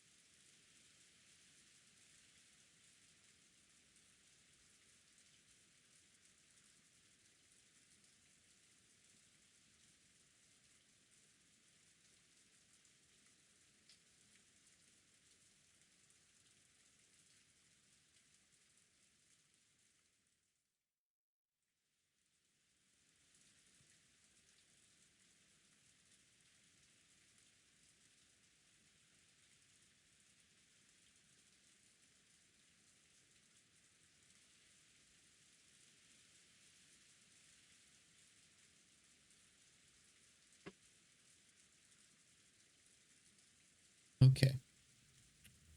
Continue. I think we'll get to some good stuff today. Maria still hasn't come back. I wonder if she's getting scolded by Aunt Rosa again. Ever since they'd met Maria at the airport, she'd been romping around, chatting about Halloween the whole time. But maybe she'd gotten loose a little too much, acting a little too boisterous on the plane, on the boat, and during lunch, because Rosa had cautioned her several times. At times like that, Aunt Rosa tended not to scold her much in front of people. More often, she would take Maria aside and scold her alone. Scold. So since Maria had been called off somewhere, they figured she must be getting scolded. When they looked at the clock, they realized it was almost 6. Of course, they couldn't imagine she'd been getting scolded all this time. Maybe it was time for some anime she watched every week to start. She probably hadn't left the mansion's parlor. Anime. Maybe Butler-sama woke up and they've been playing together. After all, Maria-chan thinks Butler-kun is a new friend. She must have had a lot of fun once she played Halloween with Butler-kun at the airport. Butler looked like he was having a lot of fun himself. Maybe he's gotten big, but he hasn't changed a bit. That's true. I get the feeling Butler-sama was gracious enough to remain as he was 6 years ago. Shannon, do you remember what he was like back then? Yes, because he was, well, very energetic. I also remember the 4 of us playing together 6 years ago. Shannon acted a lot like a big sister back then. That's right. I get the feeling she was even more dependable than she is now. Hahaha. But back then, I, didn't truly understand my place, so, I did quite a few rude things. Don't worry about understanding your place in that sense. When you're on the job is one thing, but when you're taking a break in with us, like now, I'd rather you stay and be friendly, just like old days. That's right. There's nothing wrong with acting differently, depending on whether you're the servant Shannon or off-duty Sayo. You aren't a slave, you're just working as a servant, right? Yes, I guess she's told the other's name too. Not a storage. I think of you, Shannon, no, Sayo, as my oldest friend. Thank you very much, my lady. It seemed that Shannon understood the hidden meaning behind Jessica's words. After all, she'd heard a bit about Jessica and Cannon's history from both of them. Apparently, George had heard something of that history too. He walked towards the window and looked up at the darkening rainy sky. Cannon may still be childish in some ways, but I think he's starting to grow a bit in his way of thinking. Well, come on, quit it already. Well, I guess I let myself get swept away by the mood once or twice. You know, after watching you two, I might have gotten a bit jealous, feeling like I was getting left behind. But forget about me. More importantly, how's it going between you two? Looks like it's going pretty good, huh? Or I wonder. Yes, it's going very well. Shannon was lost for words, her face red, while George answered brightly and immediately. That carefree attitude made it easy to see that the relationship was proceeding so perfectly it'd make anyone envious. Dang, I'm jealous. So does that mean Shannon's gonna resign and have a party soon? I wonder. Oh, there's a good question. I wonder what she'll say. George laughed teasingly as though pressing Shannon for an answer. It was probably the way they usually flirted when they were alone.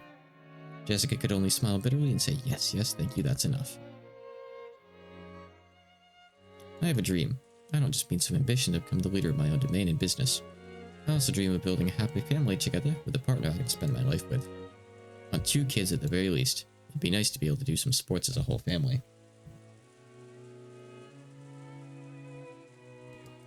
And many more things besides that. I gotta talk with Shannon about that kind of thing. Though every time I do, she always laughs and says I'm getting ahead of myself. For some reason, even at the age I am now, I find myself thinking about what it'd be like to live peacefully in my old age, with healthy grown-up kids and grandchildren running around all over the place. If only I could spend the rest of my life at a slow pace surrounded by that, together with Shannon forever. Yeah, you're definitely getting ahead of yourself. But how should I say it? It sounds like you, George Nissan. Being surrounded by a family like that would probably be so wonderful. The ideal family I painted in my mind is something like that. To Shannon, who'd been raised in an orphanage, that harmonious image of a family was probably something to be yearned for. And George, who had made an absolute promise to grant that wish for her, may truly have been a fitting person for her to spend her life with. To Jessica, Shannon was a precious friend. George was surely the one most fit to entrust that friend's future to. Well, I don't want to throw cold water on you guys, but I'll pull Hideyoshi aside. What are you going to do about Aunt Ava? Won't it be pretty tough to win her over? There's no reason for anyone to worry about something like that. No one but me gets any say in who I choose to be my partner. I will bring Shannon happiness. Whose permission do I need for that? Whoa. Dota-san, that was cool. Can't believe you can say stuff that embarrassing out loud. I don't remember you ever being that kind of character in the past. As they say, if you don't see a boy for 3 days, you should watch him closely. I grow as much as anyone. I intend to study more and more and grow to be the man Shannon deserves, the one who can bring her happiness. Maybe even George realized how embarrassing the words coming out of his mouth were. His face turned very slightly red, and he scratched his head. George-san, it's okay. I'm sure Mother will be difficult, but you can leave that to me. You'll see. I'll make all the relatives accept you as my partner. Awesome. I'm jealous of you, Shannon. Seriously. I'm very grateful that you're willing to go so far. Come to think of it, I'm starting to feel like a third wheel here. Maybe I'd better leave, huh? As Jessica rose with a forced smile from the bed she'd been sitting on, the phone rang. Before Jessica picked up the receiver, wondering what this could be about, Shannon looked at the clock and jumped. Apparently, she'd spent too much time on a break. No, I'm sorry, I forgot it was time for work. Then, if you'll excuse me. At the same time Jessica picked up the phone, Shannon began dashing out of the room. Ah, Shannon. Again, the usual time, at the usual place. Yes. Excuse me. Hello, it's Jessica. Ah, Genji-san. Yeah, Shannon's going back to you guys now. We held her up, so please don't scold her. Yeah, yes. I see. So it's almost time for them to get ready for dinner. We're gonna see the letter soon. Many plates were lined up on the counter in the kitchen. Preparations for dinner were proceeding steadily. The number of plates lined up there was 19. It was one more than should have been set up for the annual family conference. I can't accept it. Why can't they deliver it directly? Goto-san put up at Genji, paying no heed to the pot that was spitting steam. The master enjoyed eating alone in his study, so his food needed to be served in that room. However, that was something that always happened. Of course, Goto-san would want to settle up the table for the master with his own hands, since he'd put his heart and soul into his cooking. But the master had imposed a strict rule that none but the servants bearing the golden eagle crest enter his study. So that's Genji, Shannon, and Cannon. Out of these, I don't think Kubisawa has it either. Yep, nope. We got it there. We got it there. On the leg, we got it. And Cannon on his collar. These two do not have. So Goto-san would be able to greet the master from outside the study. Not once had he been granted the honor of carrying his cooking inside. Goto-san was always irritated by this. Of course, he was a newcomer in terms of years of service.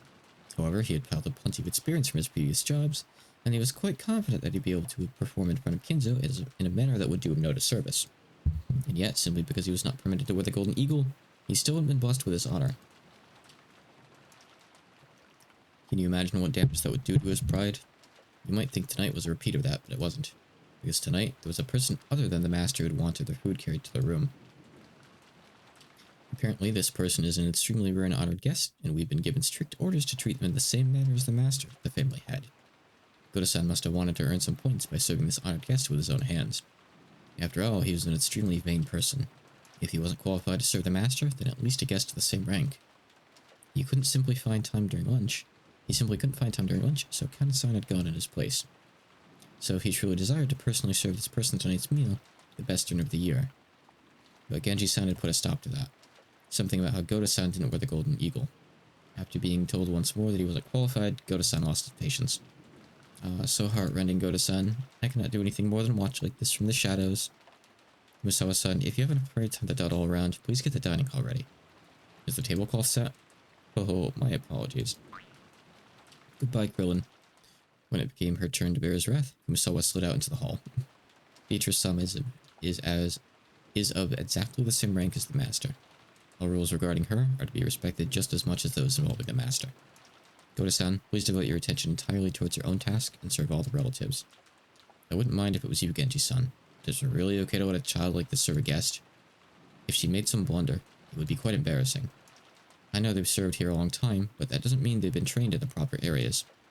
If you allow me to speak freely, they are completely lacking the fundamentals that might qualify them to interact with such a guest. Goto spoke bluntly, even though Shannon was standing right there in the kitchen. Shannon was the one whom Genji had ordered to carry dinner to Beatrice's room. The ranking system among the servants permitted with the golden eagle, Shannon certainly was the second highest in rank. If the highest ranked, Genji, went to set the table in Kinzo's room, then it fell to Shannon to set the table in Beatrice's room. Goto's pride was always horribly injured by this ranking system. At times like this, he'd speak up bluntly and rudely against Shannon and Cannon. Rhoda kept raising examples of each of Shannon's failures until now, making a ruckus about how she couldn't do this or was terrible at that. Shannon, who listened to this with her head hung in shame, heard Cannon's voice from behind her. Cannon had been leaning against the wall in the hallway near the kitchen entrance, the blind spot from the inside, and had been listening to all of this. He probably knew that if he entered the kitchen, sparks would start to fly his way.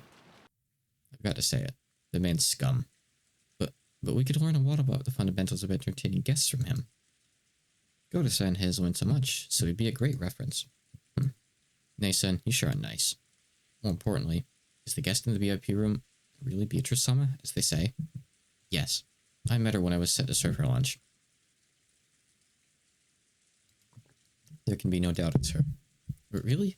Was she doing well? Can I remember that he and Shannon had different impressions of Beatrice. To Shannon, Beatrice was a cupid of love, who had granted her magic to establish her relationship with George. Judging by the expression that rose to her face, it looked like she couldn't wait to inform Beatrice of how her relationship with George had progressed. However, Cannon already knew. That witch came here with a terrifying goal in mind. The nebulous wish that only they'd been able to see in the past that had now revived so fully that she could walk in openly through the front door, and even have dinner carried to her. Once, when she'd vanished from in front of Cannon, the witch said something about how her own power was still weak. So if that witch was now appearing so openly, did it mean she'd finally regained her former power? Did she'd finally regained? I just can't read. And she said something else, too. She definitely said that she'd sown the seeds of love, fully aware that they would fail. She said even more. She definitely said that the day had finally come, upon which the door to the Golden Land would be opened. She made a cute mew. Shannon, she's planning to hold some bizarre ceremony with the Master, and you can bet it'll be something too horrible to imagine. And no one will be able to resist. What are you talking about? She came here. She came here as the Master requested, so that the door to the Golden Land would open, that so everything would be returned to the Golden Land. She definitely said that to me. In the past, the two of them, as Predator working for Kinzo, they had been told what opening the door to the Golden Land implied. So Shannon understood everything without having to ask a single question. And because of that, she felt a deep despair. Something tore Kenneth's heart as he looked at that expression twisted with grief. But she wants to get married. Why? Why now? Didn't I tell you? We are furniture. Because you acted like a human, because of love. You're incapable of obediently accepting the day our service comes to an end. Once, I wished this day would come. But it never came, year after year. I didn't know how long we'd be forced to endure suffering as furniture. So I thought that day of rest wouldn't come for all eternity. I felt the same thing, but I believed that it would definitely come someday. So I never forgot that I'm furniture. But Nay-san, you did forget. It's my fault, isn't it? It was I who... Yeah, it's your fault, Nay-san. If only you hadn't experienced love, we'd both be happy that this day has finally come. You built up too many pointless regrets, even though you knew you'd have to leave this world someday. Will the ceremony begin tonight? Yes. And she said one more thing. Tonight, George-sama will probably give you an engagement ring, Nay-san. That was a fact. George supposedly had an engagement ring hidden in his pocket today, and surely he would hand it over tonight. She brought you two together, planning to use you as the sacrifices of the second twilight. Get it? She tempted you and took advantage of you. I see. I never thought of that. But she told me, you promised that if you don't accept the engagement ring tonight, you won't be chosen as a sacrifice, Nay-san. I think our chances of being able to go to the Golden Land together are very slim. There will be 13 sacrifices. Only 5 will be left alive. The chances of us being part of that group are tiny. But if you just accept our offer, those chances will rise. I want to take that bet. Our salvation is in the Golden Land. We're going to reach that place and gain humanity. And then, I want to live life as a human, together with you, Nay-san. If we do that, we might be able to find true love. In the past, we used to dream about being able to go to the Golden Land. If we go there, any wish will be granted. We'll be saved from this pain. That's what we believed. However, in this ceremony, only a few people would be invited to the Golden Land, chosen by fate and chance. Everyone else would lose their life as a sacrifice midway through the ceremony. However, in the past, Shen and Cannon had thought that whether they reached the Golden Land or were sacrificed, they would still be released from their duties as furniture. That meant the ceremony would definitely bring release to furniture like them no matter what happened. Miniature rebellion. I don't like it. Together with you, I want to make up for all the suffering we've endured. I won't become a sacrifice. Nei-san and I will remain alive, and we'll reach the Golden Land together. So I won't let you become the sacrifice of the Second Twilight. Please, Nei-san, don't accept that man's ring. If you don't accept it, she promised not to select you as a sacrifice. I cannot do that. That knight's ring is very special. My heart won't let me refuse it. Nei-san, the sacrifices of the ceremony are decided on the witch's whims. And that witch has promised to overlook just you, Nei-san. You alone will definitely be able to go to the Golden Land. Only me? What about you, Ken-kun? The witch's game is enough for me. I'll slip through her clutches. I'm not powerless. I'll tightly grasp that faint chance. After all, our lives are transient, aren't they? In order to begin our real lives, let's drag ourselves to the Golden Land. Then, we will gain humanity. When we've done that, maybe I'll be able to experience romance just like you, Nei-san. Maybe I won't have to make someone cry just because I'm furniture. Kyanan-kun. I've had enough of being furniture. I'll definitely become human. I'll escape this pain, no matter what. There were tears in Kenan's eyes. By now, Kenan had noticed. Shannon hadn't been the only one to know and suffer from the taste of love. He had too. The tears Jessica had showed him that day, and Jessica's pitiful face as she tried to smooth things over and stay bright ever since then, had slowly wrought some kind of change in Kenneth's heart without him knowing it. Pity affection. Shannon, I've been calling to you for some time now. Shannon jumped at the sudden sound of Genji's voice. Apparently, he had called for her repeatedly. She hurriedly answered. When she turned back, Kenan had disappeared. It seemed he didn't feel like showing his tears to anybody. Yes, I'm sorry for being careless. I trusted Kenan with lunch, but it should have been you, as the next in rank after me, who carried it. Beatrice Summit is the most honored guest of this house. There is no more honored guest than her. Please think of her as another master and be polite. Please take extra care that you make no blunders. Understand? It is quite painful for me to entrust this to someone as inexperienced as yourself. Ouch. But there's nothing we can do about the house's rules. Carry out your duties with the utmost of care. Shut up, Goda. Goda had officially agreed, but he glared at Shannon with an expression that told her he definitely wouldn't forgive any mistakes. Even Shannon felt that Goda might as well go himself, he was so desperate to go. But she considered this one of her responsibilities as one who had been allowed to wear the Golden Eagle and had to give up. And anyway, how would I meet Beatrice? What will I talk about? What will I ask? I don't know. Will this be a meeting of gratitude or one of grief? Or else, what? I don't know. Shannon piled the witch's food onto the serving cart and left the kitchen at a slow pace.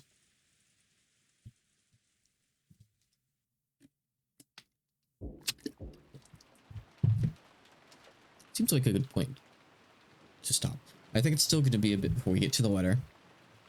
So let's leave some suspense for next time. Next time, I think we'll really be able to dive into the meat of episode 2. I think pacing-wise is... I think next time is going to be when we finally, like, learn about the rules of Umineko a little bit more. They're going to get gradually introduced, but, like, the first big one, I think comes up tomorrow. Assuming that's true. You know what I mean, next time. Okay, so, let me get ready to switch over to Labyrinth.